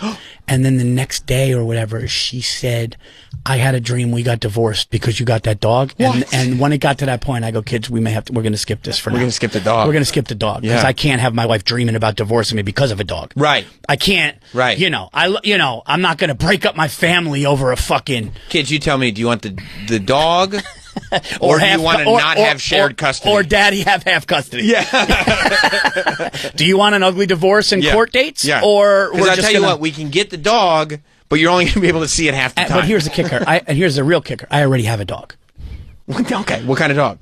He's a rescue from Aruba. Okay. He's the best. But yeah, we already have a dog, but I just was like, hey, let's get a second dog. We got some land. Right. Let's get a big dog. Right. And when she started to say that, so I jumped the gun, then I had to call the breeder. Hey, my wife's going to divorce me. And I was like, hey, dude, man, you could maybe give that to some, dude, I can't do this. I'm so sorry. He's like, oh, no problem, this and that. And, but yeah, I mean, I love a big dog, not against little dogs, but it's like, if I'm going to get a little dog, I just get a big cat. Yeah. Like, I don't know. Yeah, I want a big dog. I like. You don't have any dog now? Yeah. We have a decent sized dog. We have a Labradoodle, and she's big, and she's got a commanding bark. Yeah. So it's enough that like she would. I mean, she'll never do anything to anyone. She's a big dummy, but like she would scare somebody. Dude, my dog's racist for real. Is that right? Yeah, he bit a Puerto Rican and a black kid. I'm sorry to hear that. Yeah, it was their fault though. It was. Yeah, because they were born that way. No, not that way. Okay. We trained him that way. If you see a darker complex, the UPS driver. As I pulled in, I saw his slowly brake, and then he started walking down, and I knew. And he goes, "Can I talk to you for a second?" And he goes, "Yeah." He goes, "Your dog." He's like, "I've known him for 5 years." He goes, "But when I turned my back and put something down, he kind of went low and got me." He's like, "I just want to know if your dog has it." And I go, no, he doesn't have anything. He's like, "No problem." He's like, "I've known the dog for 5 years." That guy was cool. We had a FedEx driver, substitute FedEx driver. Because now they know. My dog Lloyd doesn't play that shit. No. You don't come in the yard. You don't, if That's you're not. his territory. Yes. And he's very, very territorial. He's very pretty. He's a sweet dog, but it's property-wise. He's great with female dogs, not male dogs, but he's not really good. And I don't know if you know, but the trucks, the UPS trucks and the FedEx trucks, the rattle of the engine is what drives them nuts. That's what people don't understand. Interesting. When they're idling, it drives dogs nuts. That's why they go nuts. Crazy. Yeah, they go crazy. So he freaks out. Our landscapers can't be there with him. My landscaper's like, boy, Lloyd need to come in. I can't. He's barking at the weed whacker guy. Can't. That's real. Right. He just was barking at the weed whacker guy and freaking the weed. And I go, Lloyd, you got to come in. So now he knows. So, I swear this is all real. So the FedEx guy knows to leave him up on the wall because there's a line that Lloyd has with the electric fence. So they know. Fucking leave it on the wall up at the top. We'll come and get it. The new guy didn't know. But this new guy comes down and he comes all the way down the driveway and Lloyd's losing his shit. I go outside. The guy gets out of the truck and Lloyd's barking at him and the guy looks at me and he goes, "Really, dude? Yo, really, man?" Like that. And Lloyd was like, "Okay, so now you're yelling. Now, not only did you come closer, which this truck never does, now you got out, you're yelling at my man." And listen, as much as Lloyd loves my wife, I'm the number one. Good for you. Good for you. I'm the number one. Good for you. So he's like, you're yelling at and he turned around and Lloyd kind of nipped his leg. And I was like, dude, you know what I did? I said, dude, I'll give you a couple $100. And then he's like, no. And I was like, the dog is fine. I said, you came aggressive. You came aggressive at me and did that, but listen, it's a little scratch. That was, whatever, I said, you have Venmo, I'll give you a couple, whatever. But I said, the dog doesn't have disease. The dog's all up on his. And then the next day I was doing a podcast. My wife answered and he was just like, yeah, I don't like how your husband handled that. And he was just trying to get, and then trying to get more. And then a month later he came back, big smiles from the top. "Hey man, what's up? Yeah, I'm not coming down there. We don't want round 2. All right, man." Cause he found out I was a comic. He watched my shit. Oh, a hater that became a fan. I mean, that's full circle. There it is, baby. Oh, that's full circle. Reasonable Man is the new special from Paul Virzi. It's out right now on Paul Virzi's YouTube channel. You can get it. If you're going to watch it, make sure you watch it. Make sure you leave a comment, subscribe to his YouTube channel, and if you're going to turn it on, watch it all the way through. You want that engagement. And I do appreciate all the Jim and Sam fans who reached out going, hey, man, love the show. Go on the show. Just, yeah, man, watch it, share it, like it. This is all grassroots, independent. I put my own money up for this one, and everybody's saying this is my best of the three. And, yeah, I appreciate it. Also, I'm going to be in Long Island at the Brokerage October 18th and 19th. Awesome. And then Uncle Vinny's on November 1st and 2nd, and then I'm going to Germany. But paulvirzi.com for everything. And dude, thank you guys so much for having me. Anytime, man. We love having you, and we will see you all on